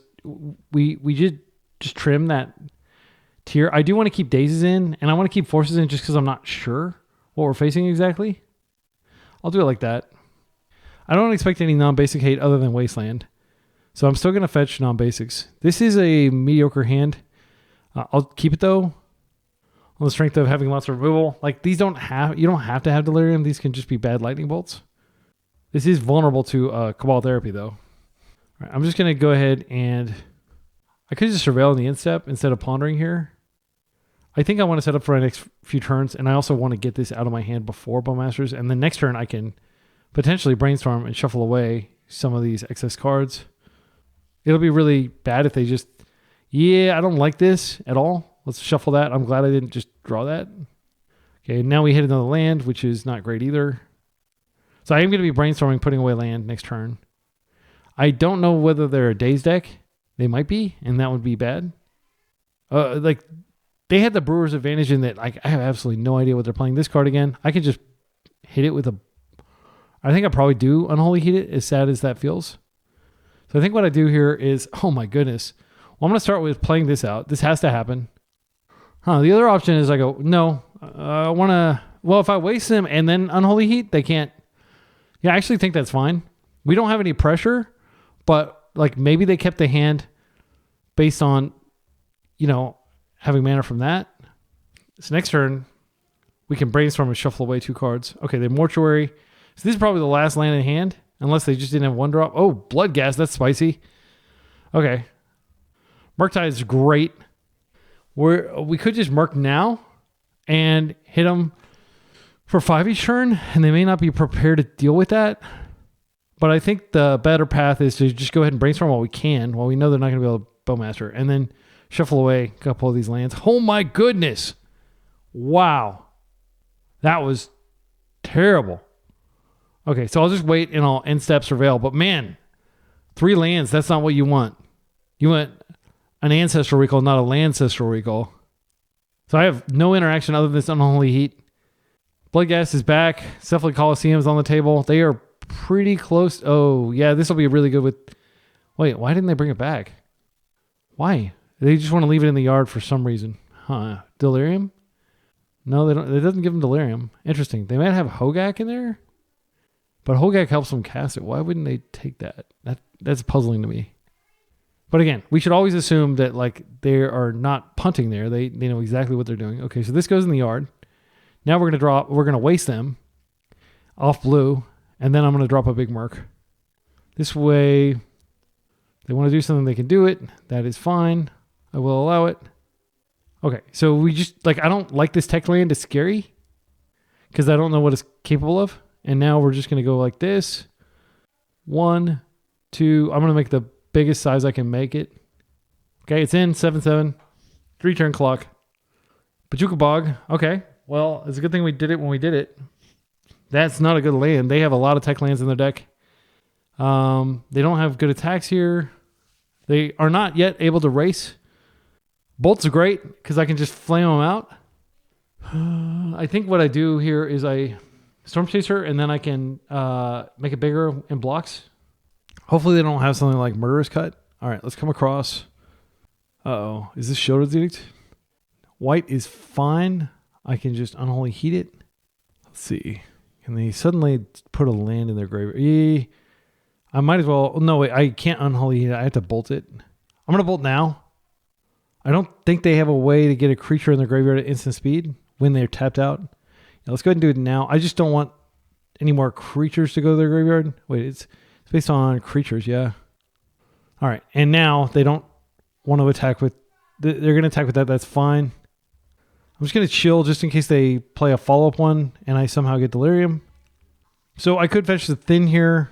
I'm going to, like, obviously if I draw Brainstorm, I'll just bolt in on Brainstorm if I find it.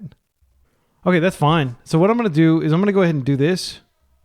Always yield. And I think I'll be able to attack with both here. I'm not worried about my life total in this situation. I'm not sure what they could have. I always fetch before I ponder in case I find something I want to keep. Force of Will... Oh, they scooped to that. Okay, good. All right, yeah, we were pretty far ahead. Murktide is very hard for them to answer. But now they'll probably have answers. Would Corey have been there good there? I don't think so. Boomerang Basics can bounce that guy, the white to hand. Pyroclasm seems like it's going to be pretty good here. Even if it can't kill the main villain. I feel like we could play it. I'm also not certain about these smaller tokens because they can be pinged. They have at least one way to wipe our graveyard, which makes DRC worse. We just got lucky that we Murktided right when we did. If I'd waited, it would have been pretty disastrous. This would have been stuck in our hand. So I'm going to take out the Dazes on the draw. They have lots of mana. We wasted them several times. I wouldn't be surprised if they're playing like 22 land or more. Which means we can bring in Hexing Squelcher just as like a disruptive card. But Hexing Squelcher and Pyroclasm are kind of a nombo, so I think I take out Pyroclasm. Do I even want this though? I haven't. They may not even be playing Force. I haven't seen that much blue. So if that's the case, I think we do bring in Pyroclasm. We could bring in Pyroblast, but like again, it seems like they have very little blue in their deck from what I've seen. Have they cast any cantrips? I haven't seen them cast a single cantrip. I don't actually think they have Force in their deck. I think I'm just going to put Corey in. And so we're back to our original configuration, except that we've got 2 Unholy Heats and 2 Pyroclasms in our deck. That feels fine. I could trim a land. I don't think they've wasted me at all. I just don't think they're fighting on that axis. They're not playing Blood Moon color. I seriously doubt they have double blue. I think I am going to trim a land. And then that allows me to bring in a Daze on the draw. Maybe I bring in Hexing Squelcher. Just because it makes my creatures harder to remove. And it's like a threat. I don't know. I genuinely don't know. It makes it harder for Bowmaster to target my creatures. I don't want to bring in Force Negation because it seems like the most important spells they're casting are creature. All right, this is pretty good. It's not bad. This is, if they Cabal Therapy me, it's gonna be pretty ugly. They'll probably name Force of Will. This guy again. Okay, I'm gonna let it go. I'm just gonna go ahead and stick the Storm Chaser talent. My kids are screaming in the background, but I assure you, it's just them arguing with one another. They're not like, it's not serious drama. Okay. So now Bowmaster will kill this, but I will force a Bowmaster. I don't want to deal with it. I'll probably force pitching Storm Chaser Talent just to reduce my dependence. This is that one card. They don't have anything in their graveyard, but we don't have a good answer to this. As far as I know, they have just like something they can do with this. Whenever a card leaves your graveyard during your turn, draw a card. I just don't have a good answer to this, unfortunately. I think I'm just going to let them have the cards. Is that crazy? I think I'm going to force. And then I'll just pitch the Storm Chaser Talent. Again, like, I respect this thing. They spent 2 mana on this. I'm spending 0 mana to force it. I am spending an extra card, but I'm on the draw. Okay, they're going to add black mana. Therapy. They're probably going to name Brainstorm here since I forced. I would be stunned if they whiffed. They didn't whiff. Of course, they're too good. I'm telling you. Nobody can blind Therapy like this guy. So Hexing Squelcher comes down. They might be able to remove it, but they do so at the cost of life. I am going to just play this out because it's known. They also happen to know that I'm vulnerable to Wasteland here. I'll come in for 1. They're pretty far from activating this, and they make themselves farther from activating it by doing that. But Therapy just being like, take your best card is pretty insane. It's Thoughtseize that is flashbackable. They're milling a card. It's a Bowmasters. Happy not to see that on the stack. Hedron Crab.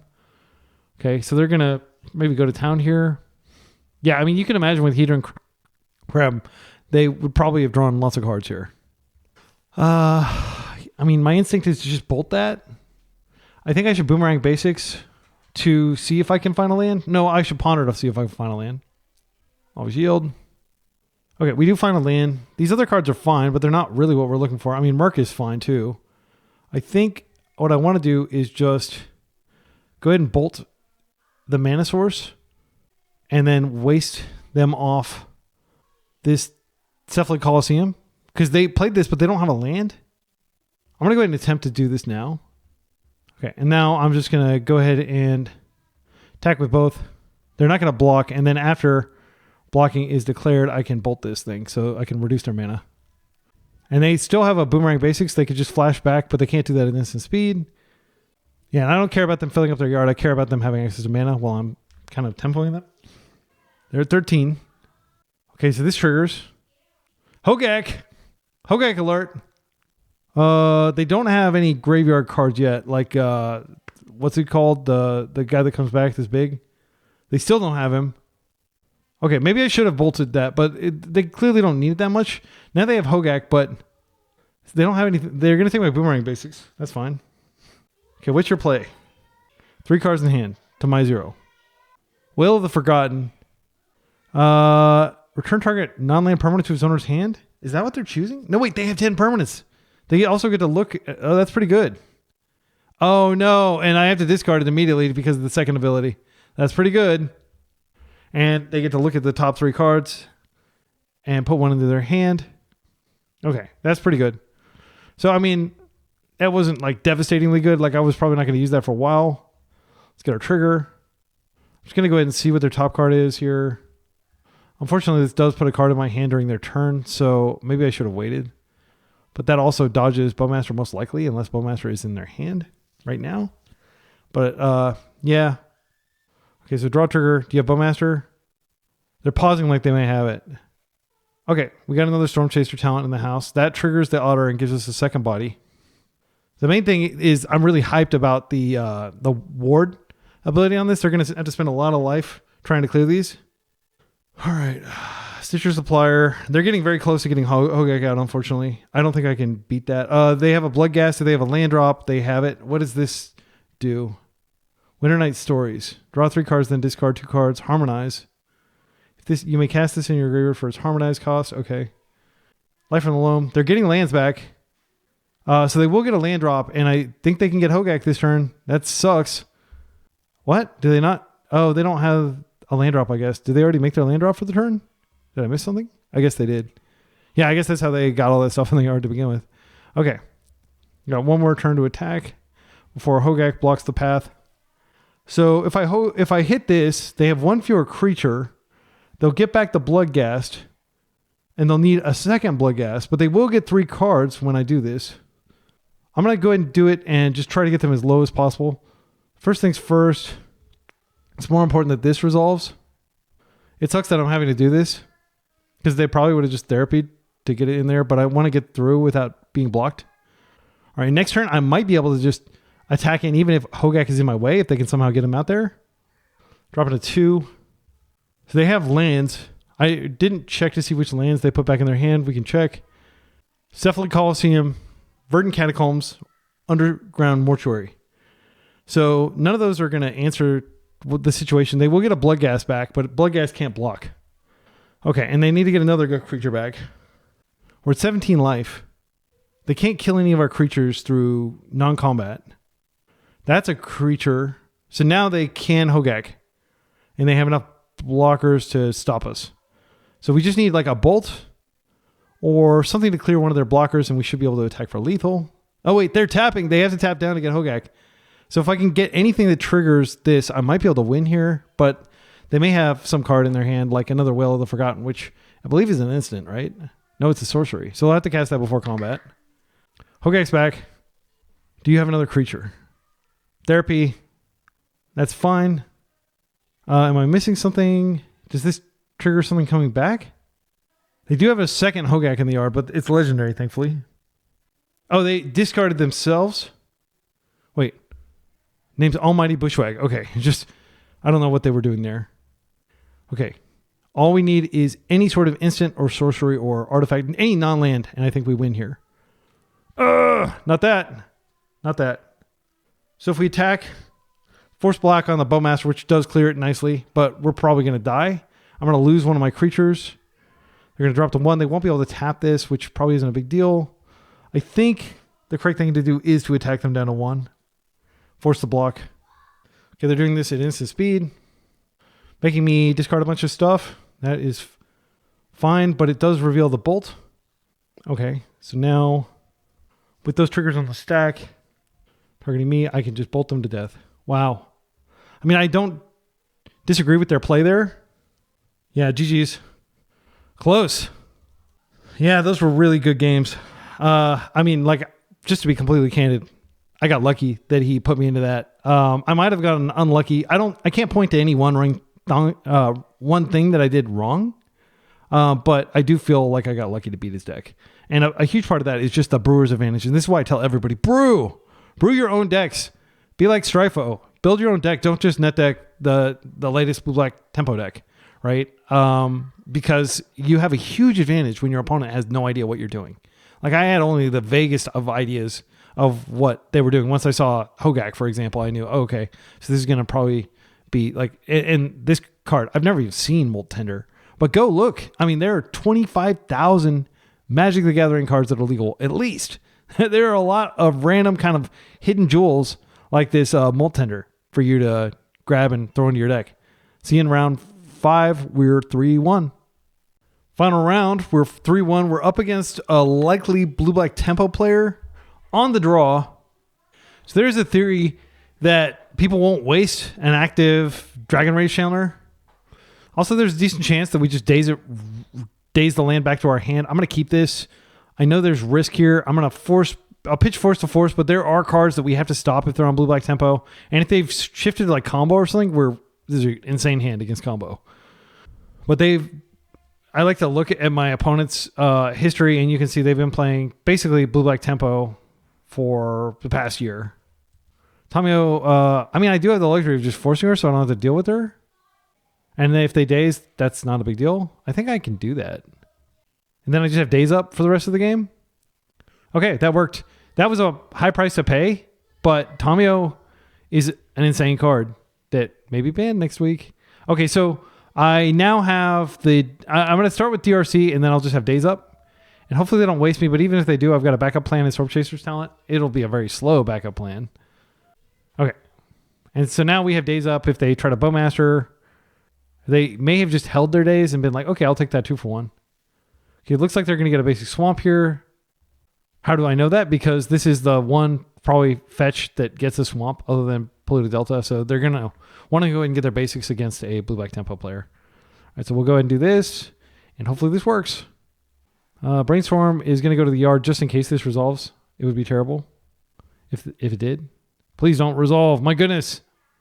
Of course, I look like a fool for using my force the way I did, but like Tomio was going to beat the heck out of us. You have to believe me. Like they would already have a clue and we'd be so far behind, no removal in sight. So what I can do here is, I think I Storm Chaser talent and then I can Surveil next turn. I don't want to show them the island just because then they have a pretty good read on my entire hand. Now they don't have good attacks with the Bowmaster anyway. Hopefully they don't have a follow-up Bowmaster. If they do, we'll just scoop. We have Days Up, which probably doesn't matter. If they have Kaito, the game's just over probably. Because Kaito can't be dazed. Thoughtseize is fine. I'm happy when my opponents Thoughtseize me when I'm playing a deck like this. But now they have 2 more cards and we don't know what they are. Again, Bowmaster is by far the best card against us right now, I think. Fatal Push is really good against us too. I do have a pretty good idea of how I'm going to board. I'm looking forward to boarding and getting my deck into better shape for game 3. Okay, if this is just another Bowmaster, I'll probably just concede. Fatal Push is not a big deal. That's a 2-for-1 kind of. They're hellbent over there. Okay, it's not bad. All right. We can do this. So I can Surveil if I don't have anything better to do. If I draw a Murktide, it's insane. I am going to Surveil. I'm not going to cast this Ponder because they're hellbent and like I probably have another turn and I add significantly I significantly reduce my clock. If I do that, okay, Wasteland is fine. I got more land where that came from, and they know it, so they may not actually use it, but like they probably will use it. Yep, that's fine. All right, so let's go Surveil. And we're looking for Murktide exactly. That is a card that can turn this game around dramatically. Corey is too slow. Yeah, it's too slow. It's not what I'm looking for. Come on, Merc. Daddy Merc. This is not bad. This'll race them. We'll play this out, and we'll just go ahead and play it, and we'll pass. They don't have good attacks this turn cycle. And I don't want to grow this at all, so I'll just hold this Ponder indefinitely. So we're racing them at this point if they don't draw another Fatal Push or a Kaito. Brainstorm. This dramatically increases the likelihood of them finding a Kaito or a Fatal Push. Or even another Bowmaster would be really annoying. If they attack with just the Orc army, I'll know they have a Bowmaster and I won't block. But of course, that's what they'll think. So we're not going to block here. I'll just take it. They don't know that I have a Ponder in hand. I just have to believe that they have a Bowmaster. They just looked at 3 cards and chose the best one. Okay, and I think they're just holding it just in case I cantrip so they can get even more value. Bolt is pretty sweet. Let's go ahead and go across. And I think I want to... what is this? Why 1 black? Why tap 1 black? Okay. I'm tempted to just hit this and then I can attempt to Ponder. And worst case scenario, like I am surveilling. We're looking for exactly Murktide here. Okay, that's a pretty good timing play because now there's no window where I can get through. And they have essentially matched our clock now. They're going to be doing 3 damage per turn. But they should have waited for me to surveil first. Okay, so I'm going to bin that. Like, if they're able to waste me at this point, good on them. I can't. Let's see. I mean, they're drawing 2 cards. I mean, they may be bad cards. They may have just like kept a bunch of lands plus a Bowmaster with the hope of being able to do what they just did. And I didn't take the bait. And then they were smart to cover that. If I Ponder, I'm definitely I'll take a ping and then I'm taking 4 next turn and I'm definitely losing a race. I think I wait 1 more turn cycle just in case I find another card. Because currently the clock is, they're ahead. There's the Ponder. That's the second cantrip that they found. So they knew that that was there when they brainstormed.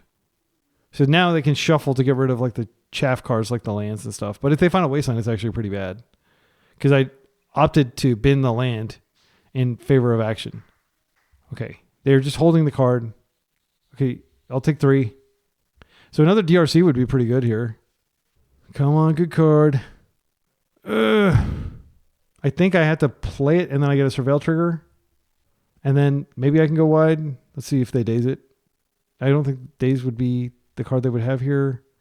Like any bobble, anything can really proc this. And then I've got a blocker. I think I'm going to dare to be stupid as there's like a Weird Al song. Dare to be stupid. It's from the UHF soundtrack. If you haven't seen that awesome 1980s movie, you should see UHF. I'm going to dare to be stupid and throw away the land. Okay, so they're coming in for 3. They are racing me quite effectively. What? They're holding that back? They are respecting the quarry? They could Kaito here and then stun. That'd be pretty good. And then they can defend the Kaito. I think that's probably what's likely to happen here. It looks like that is what's happening.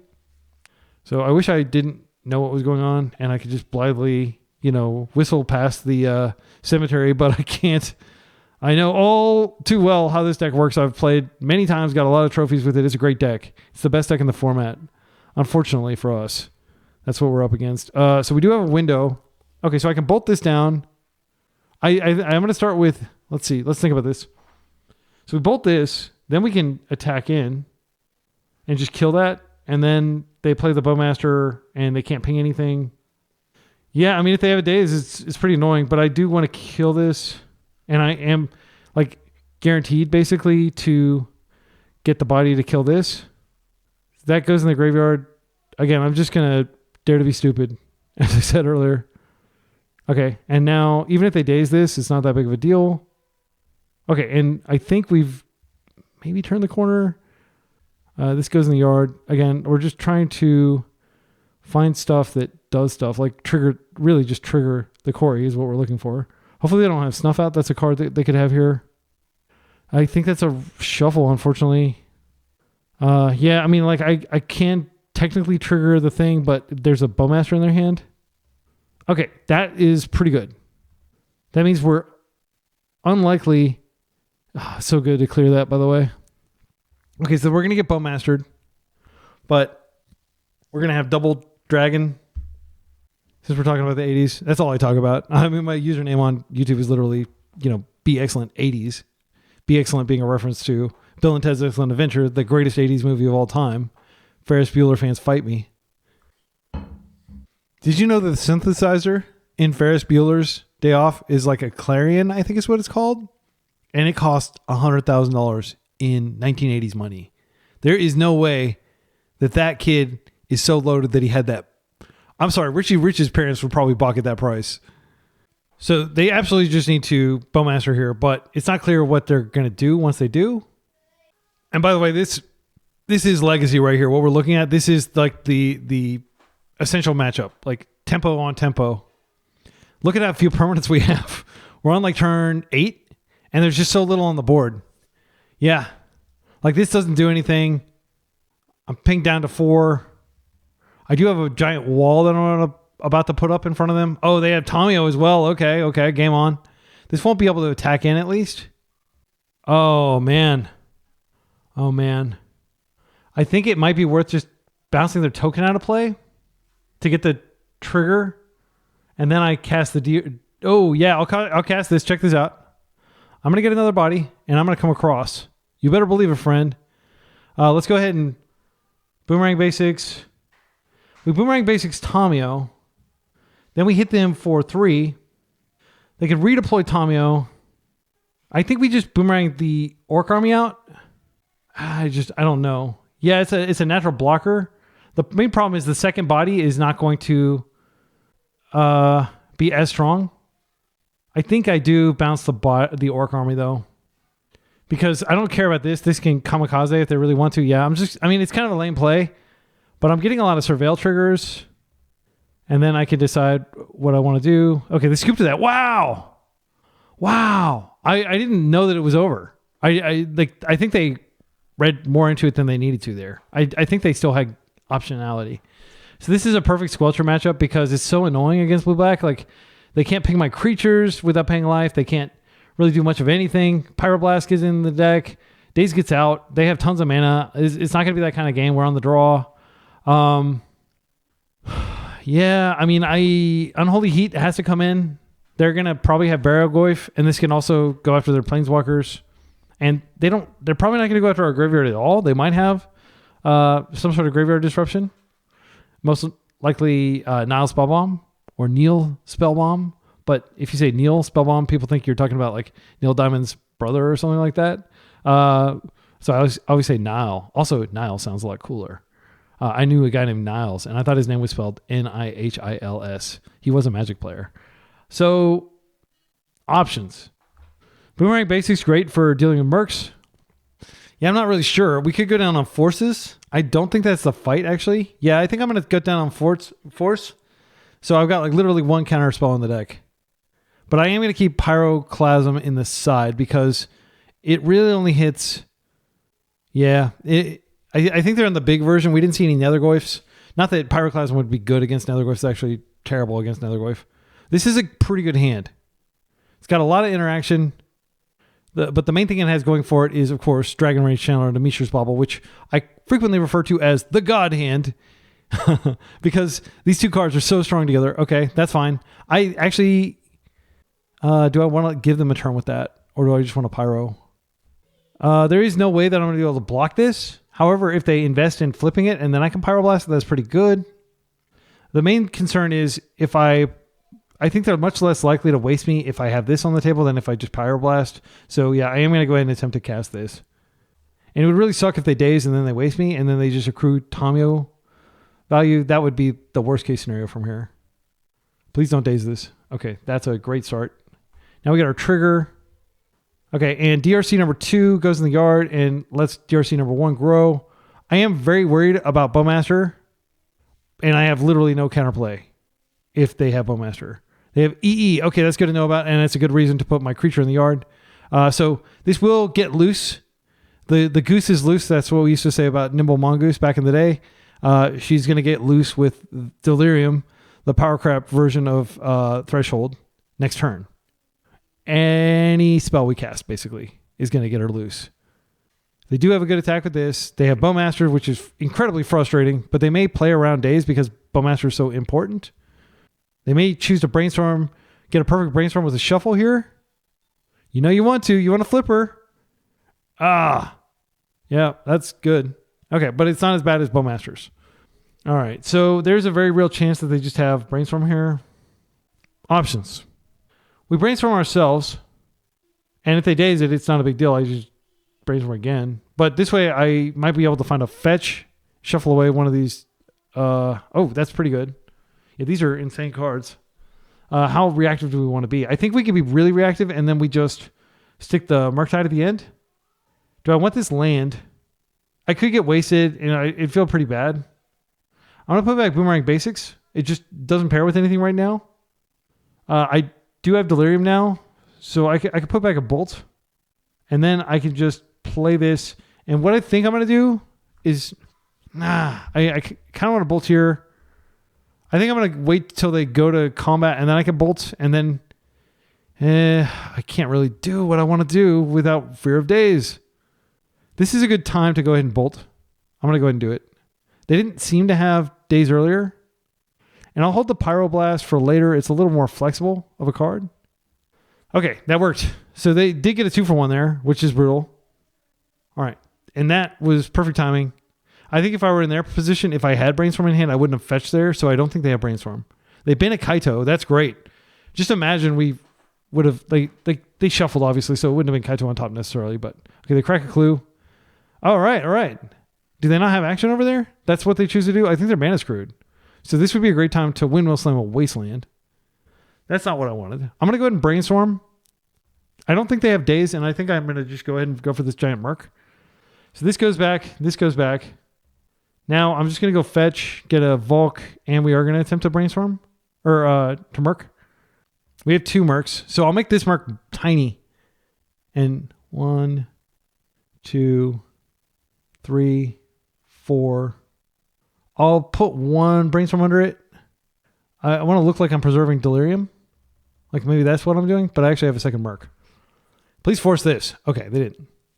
Now they could have Brazen Borrower. That's a very good card that is still in non-Boomerang Basics Tempo decks. This is fine. I'm actually stunned that they have Thoughtseize in their deck against Delver. I think that's a mistake. They'll take the follow-up Merc probably because it's just insane against them right now. It has to be that Merc. Right? Yeah. Okay, they're fetching. They may have a bigger Merc. 1, 2. Yeah, it'll be 5/5, but I can clear it, so it's not a big deal. Strix draws a card. That's a good card. Yeah, so they're on Andrea Mangucci's list, or not. I don't think he was playing this, but like a lot of people they all play the same list, except for Stryfo. So here, Sadly, I think the play is just pyro this to get it out of the way. Because I need to save Unholy Heat for for Barragoyf, which will... I've got 3 card types, 4, 5. I think it'll still be it might be a 6/7 actually. They have Artifact and Planeswalker and Creature. I'm going to go ahead and do this. And I'm just going to do this now since they don't have a Bowmaster out. Just use all my mana efficiently. Yeah, I'm not feeling good about this game. That is actually a really good draw. Because I can get that out of the way. I don't think this is the axis we want to fight on right now. So I'll dump it. I can actually regrow something next turn if I need to. So it's fortuitous that I preserve Delirium just in case they have Bury. But I think if they have Bury, like, it might be a 6/7 is my fear. Okay, that's great for me because like them bending this might mean that they already have one in hand. Scarily. Okay, and of course we bricked. Well, I'm going to play this out. They don't know my hand. They may be timid about blocking here. I am going to attack. I am the aggressor here. They are blocking. Nothing to be done. I am going to just regrow something here. I should have done it before combat. I could have gotten extra damage. That was loose. But I was hoping to bluff and get 2 extra damage instead of just 1. Yeah. All right, so let's go get... I mean, actually, yeah, if they have the Merfolk, they lock me off red anyway. It doesn't really matter. Let's get back a Bolt. But they could lock me off. I think Boomerang Basics is pretty good because it answers Tamio if we need another answer to that. So Merc grows. And now Merc is actually as big as the Merc that they can produce. If they made a Merc right now, it would be a 5/5. I suspect that their deck is favored over my deck in this matchup, but we've been getting some lucky breaks. Not like, I don't know if we've been getting lucky but it feels like, yeah, it feels like we're winning right now. The main thing is that it's just very hard for them to kill Murktide. If you want to flip this, by all means. Yeah, Boomerang Basics on this. So these are going to go up to 3/3s. They're dead on board, basically. Bowmaster would both produce a blocker, 2 blockers, and would ping one of my otters out of existence and stop me from Boomerang Basicsing. I love being able to gerund random words. Please waste me. If they're worried about the ultimate, I've never ultimated this once. I think I might have ultimated, then I just like the game ended before I got to use the ability. I think this is maybe something that comes up in Modern or Standard, but it's not going to come up in Legacy generally. But I would say the same thing for the Offspring. What is it? Thunder Trap Trainer. Oh, cast for 0. All right. So what you're telling me is that I should have regrown the Bolt. Yeah, if they blow these up, that's totally chill. And this means that they're not going to have Leyline. So Bowmasters. I disagree a little bit with the timing of that. I don't think there's a 1 mana card that can answer this. Pyroblast is a pretty sick rip. I'm going to start with just bouncing this to hand. They're fetching. What is the meaning of this? Mystical Dispute? Well, I can just pay for it. I will pay for it. I should technically wait for it to resolve before I do that, but yes, I will pay. Okay, so I'll get that back to hand. Draw a card. The card is Brainstorm. I think it's best to just redeploy this and chill. I could Brainstorm trying to find land and Bolt. No, all my red sources are out, so that wouldn't be a good plan. They're going to drop to 2 here. We are shields down. That's totally fine. Let's go across. So they can clear this, and then we don't have an offensive. So there is a world in which they somehow clear Murktide. They don't have... Well, they have Barragoyf, but Barragoyf is not going to... They have to clear Murktide and Barragoyf in the same turn cycle.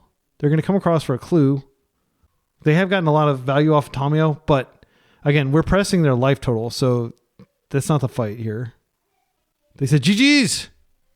All right, so this deck is good. This is a good deck. Just to put it in context, True Tempo 5-0'd with this. Go watch that video. If it's live, I'll put a link to it. And I just 4-1'd, and I don't even know what I'm doing. So my thoughts, immediate thoughts on the list. Corey's like a lot of freaking mana. Like if I were to just jam this for another league, here's what I would do. I'd put freaking Hexing Squelcher in the main. This card is insane. Like it was really good. Obviously against the blue mages. I don't know if it's a main, but like I feel like Corey is like we're already like our mana's tied up, right? We can use Storm Chaser's talent. And like there's ever an argument for playing 19 lands in your tempo list instead of 18. It's this freaking card. Being able to regrow stuff came up a lot. So yeah, and the bodies were fine too. You could go up to 4 Boomerang Basics, but I actually think 3 is the right amount for this type of build. I play 4 in my mono blue build because there are lots more things I can bounce back, like Planescape, Planisphere, Astral Illusions, Planisphere, and stuff like that. Other observations, I will say, Pyroclasm seems really well positioned. There might be a better card than this. This does potentially kill your creatures. I am personally a huge fan of End the Festivities. Let me pull that up for you real quick. Yeah, and I think we won that final round in just 2 games. So we didn't even drop a game against Blue Black Tempo, which is great. Let me double check that. Yeah, we 2-0'd. All the other ones were 2-1s though. Okay, so in the Festivities, just sick art. Like you could just imagine like they're having this party and all of a sudden the wolves come in, like the Red Wedding. But sorry if anybody's like still traumatized by that terrible ending of that series. When the defenses around Fortress faltered, the Crimson Ballroom received some unexpected guests. Those look like some fierce wolves, man. All right, I'll stop waxing poetic. I'm very happy with the outcome of this league. The match we lost to Storm was pretty close, actually. Like it came down to this card right here. This is what froze us out. This card cost us a trophy, not because it was on our side of the table, but because it was on our opponent's side of the table. I mean, it was pretty comical. We were totally shields down once that hit. You can't counter it. And so this is a theory that I have that like blue's just maybe not going to be playable in a few years. They keep printing cards like this because like it's sadly much more reliable to Thoughtseize a combo player than it is to have Force for their turn 1 action. It's much more reliable to have Leyline of the Void out to maybe hamper them going off than it is to necessarily have a Force. Like that's what it's starting to feel like. Hexing Squelcher is a very unwelcome addition to Legacy. But if you want to win, I mean, this is not the deck for it, but it was good. My main thing is just Corey is not where we want to be, I don't think, in this list. And that was the conclusion I came to, at least in my playtesting. And I'm very excited to watch True Tempo's video, which again, I'll link in the description. If he recorded it, of him 5-0ing, because this felt kind of clunky the entire time. Because here we are like doing low mana stuff, and then this comes out and you have to have the baubles to make it work. It feels like, I don't know, like with Storm Chaser talent, do you want to play Delver in this? I don't know that that's true either. But the real reason Hexing Squelcher is in here is it deals so beautifully with Chalice. And Chalice comes up a lot. And I feel like you could just do that. And then, let's see, hypothetically, if you took this out, first of all, I know that this kind of combos with it, but it's not that big of a combo. And it's not like we're playing Preordain or anything like that to trigger this. Like it is a lot of work to reliably trigger your Corey. And DRC is the real standout. Like this is the real threat. Murktide was great that entire league. Like they just can't answer. Like Blue Black just struggles to answer this card. Snuff Out's a really good card, by the way, if you're playing Blue Black and you want to be able to reliably answer this. But Snuff Out is pretty hard to play against this deck where you're constantly getting hit. I think it's probably like 2 Hexing Squelchers would be fine. And then what we can do is we can bring up the Pyroblasts. We can bring up the Consign. I really like to play 4 Consigns. I know they didn't get boarded in at all, but this is so important against Eldrazi and especially like the big mana decks. Let's take a look at the meta real quick. So if you look, a lot of Bowmaster in the house here. And Squelcher is great against Bowmasters because they can only ping you, right? They're not going to pay 2 life generally to put a single ping on one of your creatures. This is an eyesore. I hope that they do the right thing and ban 1 or 2 of the cards out of this deck. Like I'm so sick of facing it, but it's 7% of the meta. That's why, you probably do want to have more force negations. You can play so this deck can dig really well for answers, and I actually think that Grafdigger's Cage is really well positioned right now because it's good against the Natural Order or Green Sun Zenith decks. Like there is a lot. Let's take a look here. I wouldn't be surprised if it's in the top 10. It's not. It's 11. But this is growing. I encounter this constantly. Is this the past 7 days? This is past 30 days. It's past 7 days. Let's take a look at that. There we go. It's the top 10. Yeah, I encounter this all the time. And Grafdigger's Cage is a really sweet answer to that. Epic Storms everywhere. The best answer to Epic Storm, of course, is just having more removal for their Hexing Squelcher, because that's going to be like a 4 of going forward. A lot of people, when Hexing Squelcher was spoiled, were like, oh, it's not that big of a deal. It's basically Spider-Punk. The fact that you can't counter this makes it a huge deal. It's way better than Spider-Punk. It's a massive improvement on Spider-Punk. Because, like, in the past, I would happily, like, I'd force freaking Defense Grid all day long. I'd force Veil all day long. I can't force this, and then all my forces don't matter. It's really a broken card. Like, I'm really disappointed that they printed this, frankly. So, should we play it? Like, I do dislike Chalice, and that is a reason to play this. It is cool to be able to force and daze, and they can't daze back. That is definitely a cool thing. This is 2 mana. It is a ground creature that generally doesn't have good attacks, but occasionally you clear the way and you get good attacks. Here's what I would do. I'd bring in probably like Chain Lightning. I think Chain Lightning is well positioned right now. And the reason is because there are so many creature decks. Like Delver, everything in that except for Murktide dies to Chain Lightning. Degenerate Tempo, Tomio dies to Chain Lightning, and Bowmaster dies to Chain Lightning. And, of course, you can't kill Baragorf. But I think a lot of them... Did they play Baragorf in the side? No, they're playing main. We just got lucky we didn't face it. But I did hold the entire time with the anticipation of having to face a Baragorf. Other things, Torque Counter. I love this card so much. It's in my Mono Black leagues. If you haven't seen those, I trophied with Mono Black a couple times, including one with Moonstompy or Moonshadow and one without. So, I would bring in the OG art, Chain Lightning. Yeah, I would probably bring in 2 Chain Lightnings, and I'd probably keep these in the sideboard. But this, you're lower to the ground. Chain Lightning triggers Storm Chaser's Talent. Like, a lot of times you will just be, like, cantripping and casting spells. But I feel like one thing I was missing the entire time is Chain Lightning. And if we'd found a Chain Lightning, first of all, unfortunately, you are going to need to keep your removal in against the Epic Storm now. So it's just way harder. Like, how would we even board against the Epic Storm here? I took out DRC, which I don't disagree with. If Epic Storm is going to be a huge portion of the meta, we might want to just bring in another Force Negation. Do we really need Pyroclasm? I'm not convinced that we do if we bring up the Chain Lightnings. Yeah, so we could do something like this. But, like, if Epic Storm is a huge percentage of the meta, which it is right now, and other Storm, like Black Saga Storm, it's not represented here. Red Stompy, you want to be able to force and negate Red Stompy for sure. And the Epic Storm. Doomsday is another thing. Obviously, Oops All Spells. Like, this is a great card against them. Yeah, we could bring in a Grafdigger's Cage, but we could also just keep it simple. This is like my style of sideboarding, is just keep it really simple. Like, what do you care about? We need to stop Storm. We need to stop Oops. Okay, Force Negation. Okay, now we need to stop creature strategies. Okay. A couple Unholy Heats. Okay, we need to stop Chalice decks. Okay. We have Hexing Squelcher, which helps a lot. And then against a lot of those Chalice decks, not Eldrazi, but Moonstompy will also be bringing in some number of Force Negations. I actually don't think Pyroblast needs to be a 3 of, so I think what I'll do is I'll have one tech card. And again, I want to emphasize, we have cantrips and we have DRC to dig. We can dig for cards if we need to, and it's fine to have a 1 of. The other card you might be thinking is, why not play Meltdown? Meltdown is fine too, but we might be able to like outmuscle those decks. Grafdigger's Cage are stubbornly refusing to load. Best bury them right. We don't want any gruesome encores. I think each of these probably has different flavor text. If you wind up in one of mine, you can be sure as silver it will be your last. Grafdigger Volmer.